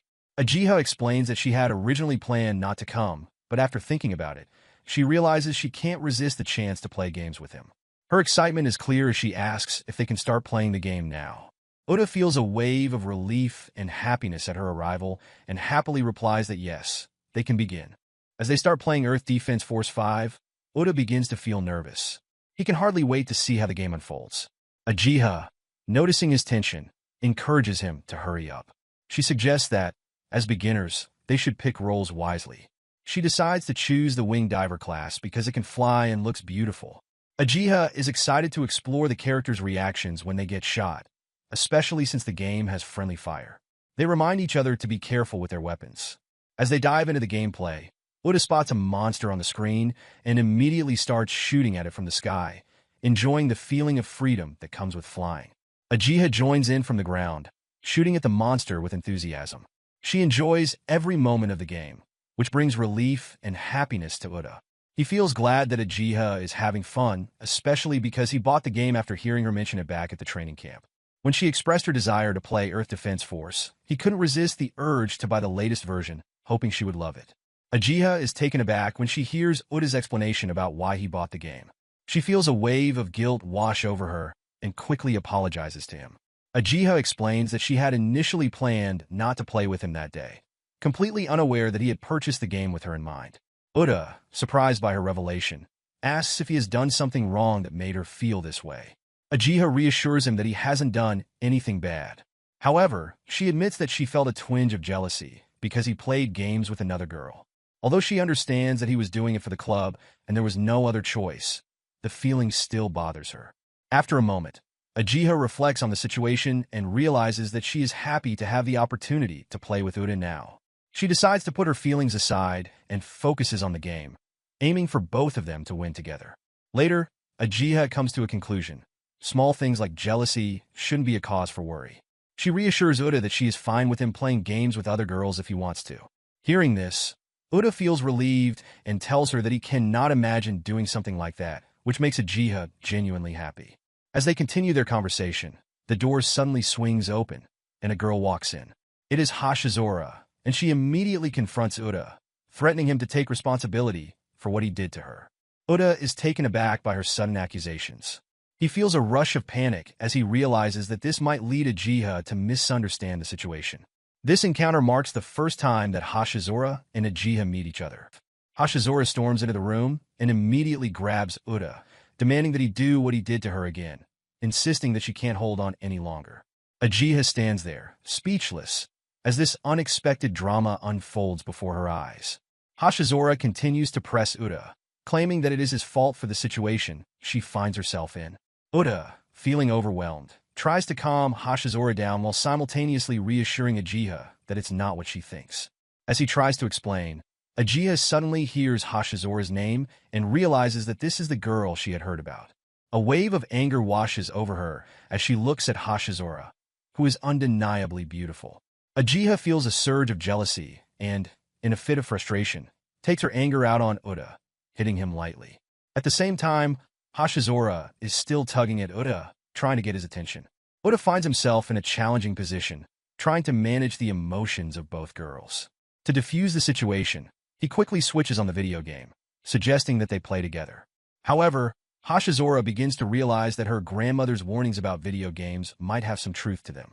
She notices that she is becoming addicted to the games, even though she had sworn never to touch them again. Hashizora recalls how she tried to forget about the game after her first experience, but her body keeps reminding her of the joy she felt while playing. As she expresses these feelings, Uchiha grows more furious and jealous, interpreting Hashizora's words in a different way. Uchiha's mind races, thinking that there is something more behind Hashizora's statements. However, Hashizora quickly clarifies that her frustration during her first game session eventually turned into enjoyment. She explains that a few days ago, she started feeling strange changes in her body, such as the urge to click her pencil repeatedly. This behavior makes her realize that the games are starting to have an effect on her, and she cannot ignore it any longer. Hashizora's admission draws Uchiha's attention, as she begins to see that Hashizora's experience with gaming might be more complicated than she initially thought. As Hashizora explains her feelings in more detail, Uchiha starts to understand what she means by her body getting addicted to gaming. Uchiha nods in agreement and shares her own experience, admitting that pressing buttons can indeed feel good. She describes how, sometimes at night, they dream about games and the excitement they bring. However, Hashizora counters that dreaming about games is not enough to satisfy her desire. She cannot shake off the pleasure she felt when she pulled out the Byakunin in the game. This sensation lingers in her mind, making her crave the experience again. Hashizora expresses a growing urge to replicate that feeling in real life. Uchiha thinks for a moment and realizes that many people who play games often want to translate their virtual experiences into their everyday lives. She tells Hashizora that this desire to pull things out and engage in actions they used to do in games is common. They are not just playing. They are immersing themselves in a world that brings them joy and fulfillment. Uchiha now fully understands how Hashizora feels about gaming because she realizes that she, too, cannot imagine her life without playing games. However, Hashizora has a much tougher situation. She cannot play games at home since her family has banned them. This restriction adds to her embarrassment about becoming a game addict. She feels uncomfortable sharing this part of herself with her friends. Meanwhile, Uda steps in, ready to take responsibility for Hashizora's gaming journey. He asks if it would be okay for him to play the game with her, wanting to help her enjoy gaming again.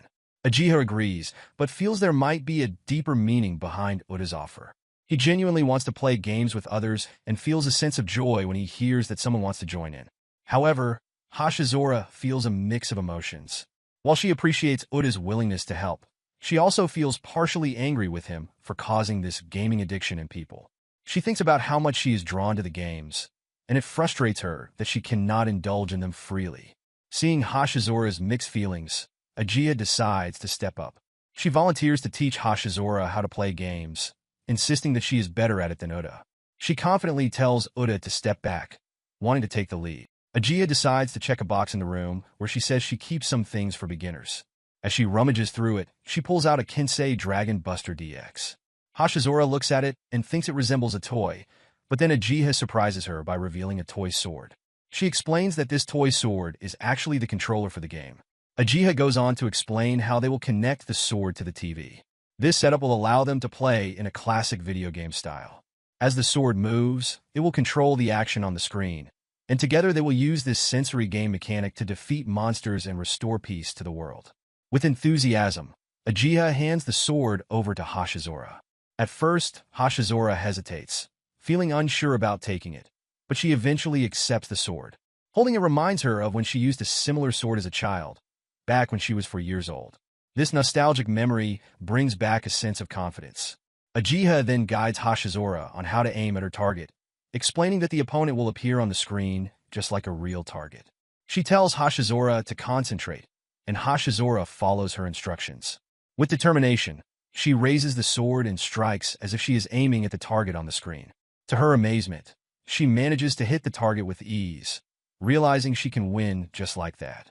Gradually, Hashizora begins striking down every enemy she encounters in the game. With each successful hit, She feels a rush of excitement and satisfaction, as if she has found the pleasure she was searching for. The thrill of cutting down enemies makes it hard for her to stop playing. She becomes completely absorbed in the game, destroying every bad guy in sight, her focus intensifying as she continues. Uchiha and Uda stand behind her, watching in amazement at her growing enthusiasm. 30 minutes later, Hashizora is sweating profusely, her energy clearly waning. Uchiha, surprised by her intensity, suggests that she take a break. Uda chimes in, warning her that if she keeps going like this, she might exhaust herself completely. Despite their concerns, Hashizora brushes off their advice, feeling determined to keep fighting. In her mind, running away would mean she isn't living up to the hero she wants to be, and she refuses to abandon the village she is protecting in the game. Seeing Hashizora's determination and unbreakable focus, Uchiha and Uda begin to worry, especially as she shows no sign of slowing down. Her intense dedication is almost overwhelming as she battles fiercely, refusing to back down despite her exhaustion. Then, finally, she triumphs, winning the life-or-death battle with a victorious strike. Uda stands in awe, having doubted she could defeat such a difficult challenge.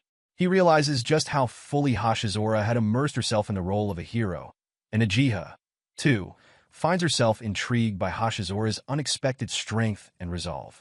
As soon as Hashizora fulfills her desire to protect the virtual village, she bolts from the clubroom, avoiding any comments from them.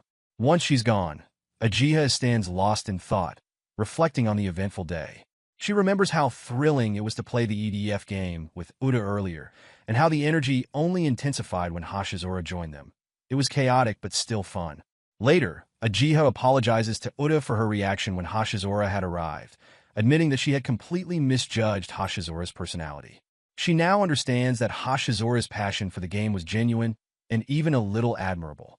Trying to smooth things over, she asks Uda to forget her previous jealousy and the things she'd said. But Uda surprises her, saying he can't simply forget. Uda recalls Uchiha's earlier words about being upset when he played games with someone else. Despite her apology and her insistence that he let it go, he finds he can't simply erase her words from his mind. He tells her that he can't just reset his memory like in a game. So instead, he suggests they act as though nothing happened, even though her words keep echoing in his head. But Uda still feels unsettled, as he realizes he hasn't yet answered the question that has been weighing on him: who he enjoys playing with more, Uchiha or Hashizora. Before he can stop himself, he says out loud, almost involuntarily, that he can't imagine being without Uchiha. The unexpected confession catches Uchiha by surprise. Those words hit her deeply, stirring up emotions she can't suppress. Suddenly, she finds herself crying and laughing at once. As they walked home, chatting comfortably, Uchiha brought up Hashizora again, playfully accusing Uda of being the reason Hashizora had fallen into the world of gaming. Uda couldn't deny it, remembering how much Hashizora had resisted at first, only to become deeply immersed once she gave in. Laughing, Uchiha then teased that she too had started feeling more addicted to games, and insisted that Uda should take responsibility for her newfound obsession as well. Uda was taken aback by this, knowing that Uchiha had been a passionate gamer for as long as he'd known her. But Uchiha shook her head, insisting that her connection to games felt different now. She didn't just enjoy them on her own. Playing with Uda had somehow amplified her excitement, and she couldn't imagine playing without him. At school the next day, Uchiha goes straight to Uda's classroom and asks him to head to the clubroom together. But Uda explains that he has a presentation to work on, suggesting that she go ahead and that he'll join her later. Feeling a little disappointed at first, Uchiha thinks it over and then decides to stay with him instead. She sits down in front of him, watching him intently, and says that she'll wait for him so he won't be alone. Uda tries to keep his composure, glancing around as he notices some of his classmates whispering and sneaking curious glances their way, clearly misinterpreting her dedication. Before he can fully convince Uchiha to give him some space, the pressure from his classmates' stares makes him hurry up with his work. Soon enough, he's done, and they head to the video game club together. When they enter the clubroom, they're met with an unexpected sight. Tsuru is sprawled across a chair, looking completely exhausted, almost lifeless. Uchiha and Uda exchange worried looks, wondering what could have happened. Tsuru gets up and sits down on a chair, looking tired. She begins to explain how her day went at the cultural festival play. During practice, she left the group and came to the clubroom because she felt uncomfortable being in a crowd. She struggles with speaking up around people, so she thought it was better to be alone. Ajiha didn't notice anything unusual and assumed Suru was enjoying herself. Ajiha even encouraged her to stay and practice, thinking it would be fun for her. However, Suru argued with Ajiha, expressing that being there felt hopeless and difficult for her. As they're talking, Otakogi arrives and lets them know he overheard their conversation. He appreciates that everyone is already there and encourages them to gather close to the microphone as they get ready to play the game. It turns out that the game controller is actually a microphone because the game is a theater game. The game, called Ashibedo, lets them act as characters on screen, allowing them to perform scenes and voice lines as if they're in a play. Ajiha is surprised by this feature, as she didn't know about it beforehand. Otakogi, who brought the game to the clubroom, eagerly explains its features to everyone. He mentions that although the game has only one microphone controller, it allows two people to play together, sharing the mic to take turns voicing their characters. With excitement, he turns to Tsuru and asks if she would like to try the game with him. Tsuru considers the offer and, after a brief pause, agrees, but only under one condition. She's willing to play if it's just the two of them. Feeling a bit nervous, she wants to ease into the game without too many eyes on her. Otakogi nods, happy that she's open to playing, and assures her it'll be just the two of them. They settle in and prepare to start. The game assigns roles automatically, and Tsuru's character soon appears on screen. However, as soon as she sees the role she's been given, her expression changes. She doesn't like the role at all and quickly tells Otakogi that she doesn't want to play if this is her character. The role doesn't suit her, and she feels uncomfortable acting it out. Otakogi, not wanting her to miss out on the experience, tries to encourage her. He points out that there are many different roles in the game, so she doesn't have to stick with the one she's been given. He urges her to browse the options and pick a role that she'll enjoy more. Tsuru, feeling reassured, scrolls through the list of available roles. After a few moments of consideration, she finds one that seems like a better fit, a doctor. The role appeals to her, as it feels calm and professional, suiting her personality. She selects the doctor role, and her character appears on the screen with a gentle, caring expression. Meanwhile, Ajiha, watching their preparations, decides she'd like to join in as well. She chooses the role of a cheerful town girl. As they start playing, Ajiha quickly realizes that the game is much more engaging than she expected. The interactive scenes and voice acting elements make it feel immersive and exciting. She finds herself getting drawn in, thinking she might even become addicted to it. Otakogi, watching Ajiha's enthusiasm, hopes that Tsuru will warm up to the game as well. He can tell that if she gets comfortable, she might enjoy it just as much. Later that night, Ajiha and her friend Uda decide to go to a cozy bar to unwind. Ajiha, still caught up in the thrill of the game, practices some of her lines aloud, as if she's back in the world of Ashibedo. Uda joins in, playfully practicing his own character's lines from the game, pretending to be fully immersed in his role. As they keep going, Uda begins to feel as if the game is blending into reality. The experience feels so real that he can almost imagine himself as his character. In a playful mood, Ajiha suddenly turns to Uda and, still partly in character, asks him to take her home.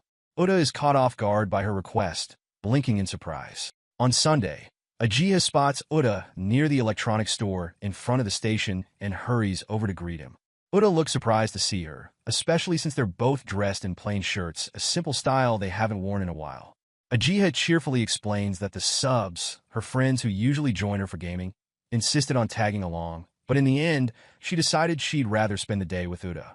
She tells him with a light-hearted smile that she's counting on him to look after her for the day, hoping he won't mind. Uda, a little flustered and unsure how to respond, stands speechless for a moment. After collecting his thoughts, he asks her if their only plan for the day is to get her a new game console. He jokes that he's not even sure if he's really needed, making it clear he doesn't quite understand why she'd want him there. As they browse the store, Uda casually asks if Ajiha has never bought a game console herself before. He mentions that he knows she has a Game Boy and a PlayStation, and he's curious about her experience with gaming consoles. Ajiha, amused, fires back by asking him what kind of high school girl would be buying game consoles on her own. She goes on to explain that her dad and her gaming friends, the subs, used to play games with her, but lately, they've been less interested. Ajiha gazes around the electronics store, slightly overwhelmed by the variety of game consoles on display. She admits to Uda that while she knows there are many games and models out there, she's generally happy with just the basics. However, She adds that the newer consoles seem so complicated, and she's noticed that even the same model often has multiple versions, which can be confusing. Uda, trying to reassure her, says he doesn't think there's much difference between the various Switch versions. But Ajiha doesn't seem convinced. Her expression makes it clear she thinks otherwise. To make her point, she reaches in her bag and pulls out a strange, unfamiliar console she bought by mistake. Uda takes one look at it and immediately realizes she's been duped. It's a fake. He's genuinely surprised, and they both share a laugh about her accidental purchase. After that, they begin searching together for a genuine Switch, carefully checking each model on the shelves. Uda helps her spot the real consoles, guiding her as they go over the features and packaging to make sure it's authentic. Finally, they find an actual Switch, and Ajiha lights up with happiness. She thanks Uda warmly, appreciating his help in finding the right one.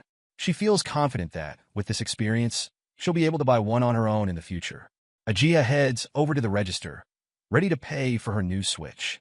Uda waits, expecting her to return quickly, but after a few minutes, she comes back looking disappointed. She tells him that she didn't have enough money for everything. Confused, Uda mentions that she seemed to have brought enough. Ajiha explains that the cashier had recommended a few accessories to go with the Switch, and she was tempted to check them out. She now holds 2 baskets filled with extras. One has a table tennis grip attachment, and the other has a microphone for karaoke. She adds that if she signed up for a Wi-Fi contract, she could even get 2 free games, which made everything seem even more tempting. Seeing the pile of extras, Uda finally begins to understand why her friends, the subs, might worry about her impulsive buying. Determined to help her stick to the essentials, he suggests they keep things simple. He picks out a carrying case and a screen protector, 2 accessories he thinks will be most useful, and tells her to return the rest. Ajiha brightens up at the idea, grateful for Uda's practical approach.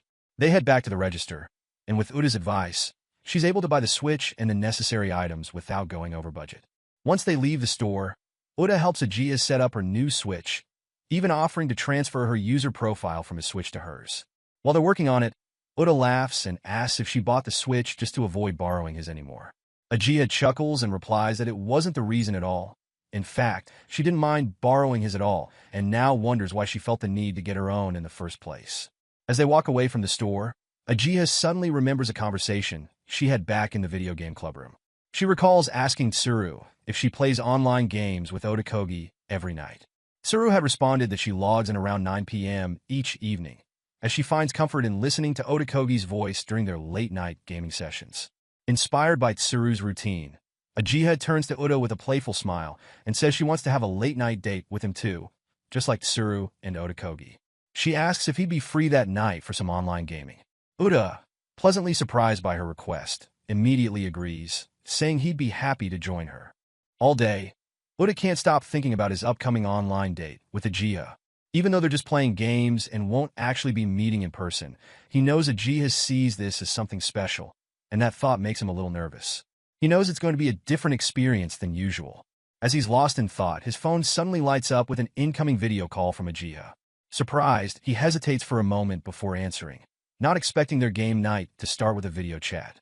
When he picks up, Ajiha greets him cheerfully, but she mentions that she's having trouble seeing him clearly on her screen. Uda quickly adjusts his phone and admits he didn't expect her to call on video, thinking they'd just use regular voice chat since they couldn't actually see each other's game screens. Ajiha insists that they keep the video call on. It makes the night feel more like a real date to her. Seeing her enthusiasm, Uda smiles and agrees. She lights up, clearly excited, and he notices that she's wearing pajamas. Ajiha happily points out that he's in pajamas too, which he thinks is cute. Uda, however, feels a bit self-conscious about being in his sleepwear on a call with a female classmate.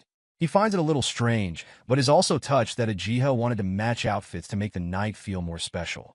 On the other end, Ajiha's heart races as she watches Uda on her screen, feeling unexpectedly shy. It's been a while since Uda's even worn pajamas, but he couldn't turn down her request, even if it was a bit unusual. Ajiha's quirky ideas sometimes surprise him. As the video call continues, Ajiha eagerly asks Uda what games they can play online together. Uda, excited to share this experience with her, tells her he is going to send her a friend request and an invitation to play. He suggests they try out some Famicom and Super Famicom games, which he knows she might enjoy. Ajiha's eyes light up at the mention of these classic games, and she enthusiastically replies that she would love to play. Once Uda sends the invite, Ajiha quickly searches through the selection of Famicom games. As she scrolls through the titles, she is amazed to see so many options available. Her excitement builds as she asks if all these games are free to play. However, when she discovers that the games are actually tied to the cost of a Nintendo Switch, her jaw drops in surprise. "I didn't even know that was profitable," she exclaims, feeling a mixture of wonder and disbelief. Ajiha is already developing a strong liking for these games, wishing she could play all of them at once. Uda isn't surprised by her enthusiasm. He knows that this is just typical Ajiha, always excited about new experiences. Feeling thrilled to finally play these classic games with someone, Ajiha reflects on how much fun it is to connect with Uda, even from afar. As they start playing together, she remembers that he might be able to see her messy room through the video call. Feeling a bit self-conscious, she asks Uda if he minds the state of her room, which he hasn't had a chance to tidy up. Uda is focused on the game, but suddenly, he hears his mother enter his room. She is surprised to see that the lights are still on and that he is awake so late. Panic sets in, and he quickly tells her a small lie, claiming he just plans to go to sleep soon. He doesn't want her to know he is playing games at this hour. Once she leaves, he turns off his room lights, making sure to keep the atmosphere low-key. Returning to his game, Uda puts on his headphones to muffle the sounds of the gameplay and Ajiha's voice. As Ajiha sees that Uda puts on his headphones, she grabs her own as well, eager to continue their gaming session.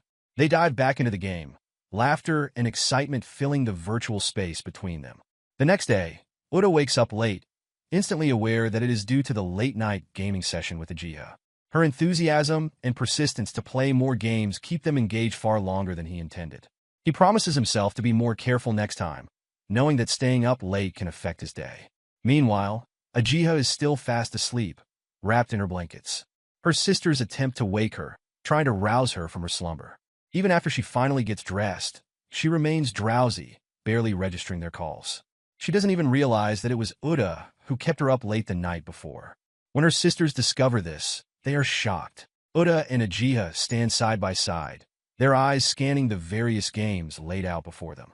Ajiha playfully declares that Uda will be the challenger, suggesting they can attempt to beat each game as many times as they want. She promises him a reward if he manages to clear even one of them, which leaves Uda feeling flustered yet intrigued by the challenge. As Ajiha reassures him, she notes that the games are notoriously difficult. She points out that Uda has only been playing recent, easier titles and hasn't yet experienced the true challenge of the Famicom. This fires Uda up even more, and he eagerly selects his first game, only to quickly realize just how tough it really is.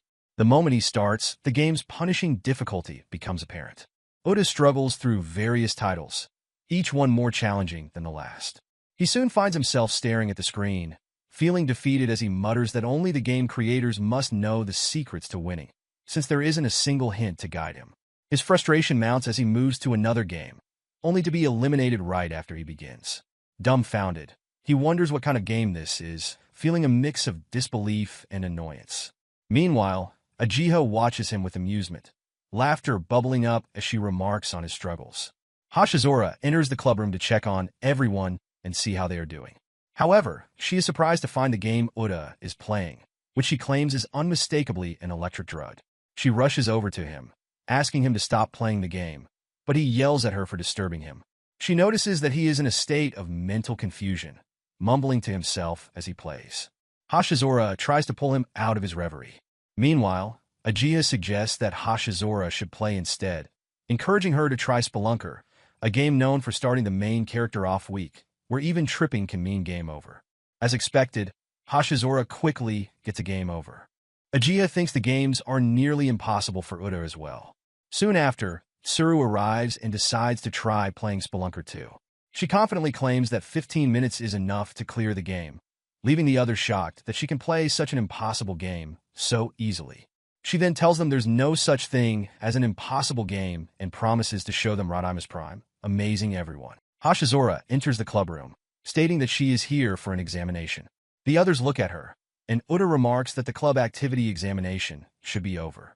Hashizora responds that she is not a club activity examinee, but a temporary member of the Cultural Festival Execution Committee. She explains that she is a messenger tasked with keeping the peace at the cultural festival and protecting the school's healthy cultural activities. Otokogi tells her that they are not planning to do anything for the cultural festival, which surprises Hashizora, along with Uchiha, who insists that it is the cultural festival. Otokogi replies that the video game club is just a club for playing games, so they usually don't participate in the cultural festival anyway. However, Uchiha insists that they can find something to do, even asking Uda for ideas.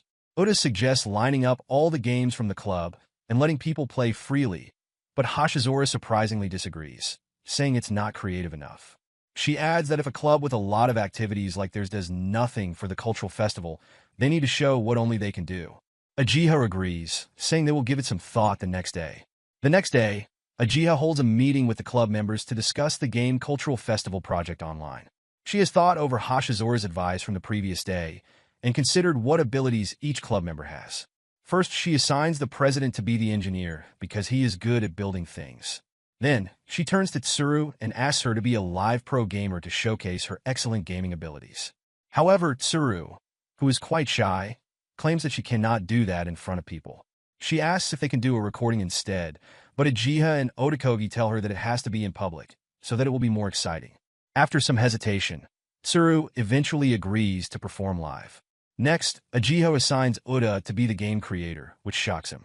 Uchiha explains that she chose him for this role because he has used RPG Maker before. Uda immediately tries to explain himself, saying that it was back in middle school and that he had only touched it a little bit back then. However, Uchiha does not seem convinced. She insists that she wants to play games that are made by Uda, and he realizes he has no choice but to agree to take on this responsibility. Uchiha then realizes that she does not have any role to play in the project. Seeing this, the club members suggest that she can be the producer. Uda adds that as the producer, she must ensure that the things she wants them to do actually come true. Uchiha feels a mix of emotions as she thinks about this responsibility.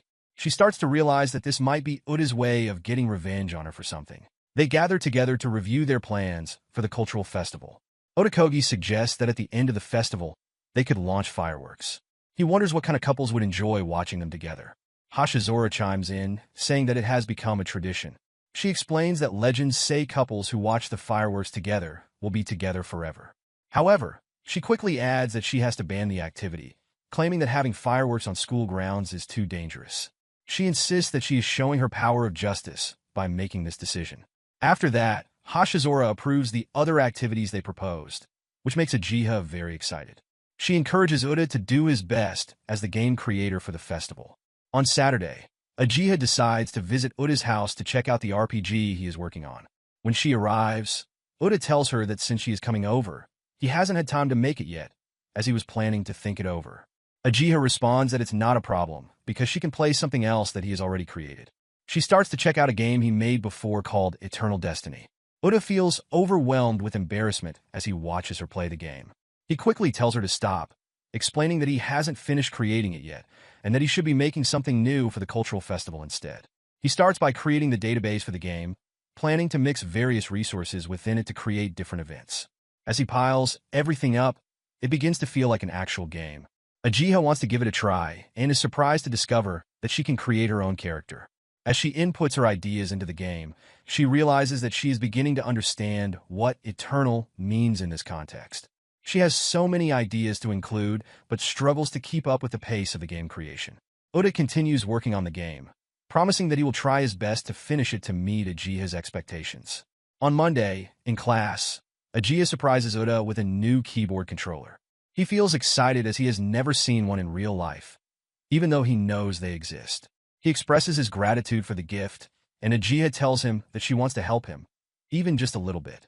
She apologizes, explaining that it is a second-hand controller because she doesn't have much money left after buying a Switch. Uda is taken aback by her thoughtfulness, and his motivation increases even more. He even says he can work on the game during class.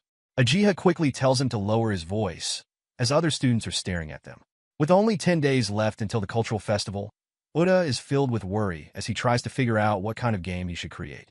Earlier that day, Tsuru is seen playing a very challenging game while other club members watch. Uchiha asks her why she is avoiding the enemies, to which Tsuru replies that she has figured out their pattern. However, the other members know that it's not as easy as she claims. They are all impressed by her skills. Uchiha remarks that Tsuru's game show will surely be a huge success. Otokogi then chimes in, saying that his original controller will also gain a lot of attention, as he has put a lot of fighting spirit into it. Uchiha expresses her excitement about Uta's original game, but this only adds to Uta's anxiety. He sits in his room, feeling overwhelmed. He wonders how he can make a game that will measure up to Tsuru's incredible skills. He thinks that if he just needs to complete the game, a simple RPG would suffice. To gather inspiration, he checks online for impressive games made with RPG tools, and is amazed to see that someone has created a version of Zelda using the RPG Maker. This makes him think that he should be able to create something amazing that Uchiha would praise. However, the next day he is shocked to see that Otokogi has built an incredible controller that is not just any controller, but a rideable and playable armored core. Uchiha tries it out and is completely blown away by its functions, declaring that everyone will love to try it. As she admires Otokogi's creation, she mentions that now all that is left is Uta's game. This puts even more pressure on Uta, who is now thinking that if his game isn't amazing, it won't be good enough for the festival. Uta is completely afraid that people might not enjoy his game at all. Remembering how Uchiha even bought him a keyboard controller to help with his game creation, he pushes himself to get back to work. Later, he is seen in the clubroom with Uchiha and the others. They realize that he has finished creating the game, and Uchiha decides to play it. Uta feels very nervous as he sits quietly to the side, anxiously watching her. The game turns out to be about their lives, with avatars representing each of them, along with many intriguing events featuring not just the club members, but others as well. As Uchiha plays, her excitement and happiness show through, and Uta can't help but feel emotional. He tells her that he made the game for her, explaining that when he was brainstorming ideas for the cultural festival, he felt unsure of what the right answer was. However, thinking about how Uchiha and others would enjoy it sparked some ideas in him. He feels relieved that she likes the game, knowing that he worked hard to create it throughout the night.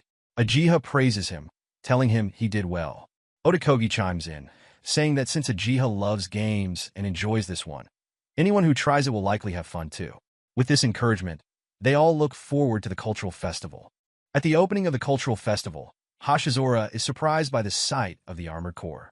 Otokogi proudly tells her that she will understand its appeal once she rides it.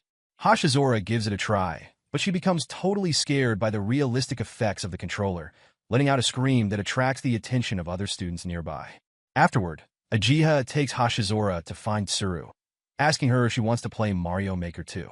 Uchiha mentions that they can challenge the speedrun stage, which has a clear rate of less than 0.1%. Hashizora argues that such a game is impossible to win, but Uchiha assures her that their pro gamer, Tsuru, can do it. Many students gather around, amazed by Tsuru's impressive gaming skills. Curious, Hashizora then asks what Uta is doing over in a corner. Uchiha explains that he is playtesting his game, checking for bugs before the customers arrive. Hashizora notices how serious he looks and jokes that with his overly serious expression, no customer would dare approach him. Determined to help, she decides to be the first customer, hoping to encourage others to join in. However, Uchiha immediately steps in, suggesting that they should play Uta's game together. They both jump into the game, and soon everyone watching is surprised and intrigued by how engaging it is as the girls navigate through the challenges. Their excitement spreads, drawing more students to see what the fuss is about. As lunchtime approaches, the crowd begins to disperse. Uchiha brings Uta along to get some food for the others in the club. On their way, she suggests they stop to buy some crepes. They head to the stall where the crepes are being made, but the ladies working there mistakenly think that Uta and Uchiha are on a date. They quickly clarify that they are just buying food for the game club. After they buy the crepes, Uta shyly gathers the courage to ask Uchiha if she would like to walk around the cultural festival together once they finish their shopping. Uchiha playfully teases him, suggesting that he is actually asking her out on a date and comments that he has gotten better at it. With a smile, she agrees to his invitation. They are both seen at a ninja club booth, where Uchiha is having a blast throwing shuriken. She seems to have a natural talent for it, hitting the targets consistently. Uta, on the other hand, tries to join in using his origami shuriken, which he crafted from paper, but unfortunately misses the target completely. The members of the ninja club chuckle and gently inform him that origami shuriken can only fly if they have a specific mechanism. Despite his miss, they all share a good laugh, enjoying the friendly atmosphere. As they continue their adventure around the cultural festival, Uchiha and Uta try out various games, their excitement building with each new challenge they face. They play everything from ring toss to mini golf, enjoying each other's company and the vibrant festival atmosphere. Meanwhile, Otakogi is busy at a nearby booth, passionately explaining a game that Tsuru is currently playing to a growing audience. As he shares tips and strategies, a female classmate named Satome approaches them. She greets Otakogi warmly and remarks on how surprising it is that he is still managing to run a stall at the cultural festival, despite needing to prepare for entrance exams. Otakogi responds, explaining that, as the club president, this cultural festival is significant for him. It's likely to be the first and last one he oversees. Satome nods in agreement, sharing that she, too, is focused on her studies. She wonders aloud if she should have devoted herself to a club activity like Otakogi. Satome encourages Otakogi to attend class, despite his involvement in the cultural festival. She insists it's important to keep up with his studies, to which Otakogi replies that he will make sure to go later, promising to balance his responsibilities. As their conversation wraps up, Tsuru, who has been watching quietly, suddenly looks glum. She realizes that Otakogi's involvement in this cultural festival is significant since he is in his final year, and it dawns on her that this might be his last festival as a student.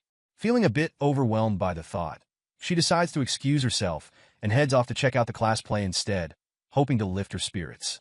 Meanwhile, Uda and Ajiha are seen enjoying the aftermath of their fun day together. Ajiha playfully rates their date, giving it a score and teasing Uda to aim for an even higher score next time. She laughs and bids him farewell, leaving him with a smile as he reflects on their enjoyable time together. Just then, a public announcement crackles over the loudspeakers, grabbing everyone's attention. The announcer informs the crowd that there will soon be a performance from the Fireworks Club. Another announcement rings out, this time from the Fireworks Club, announcing that they are set to put on a fireworks show for everyone to enjoy.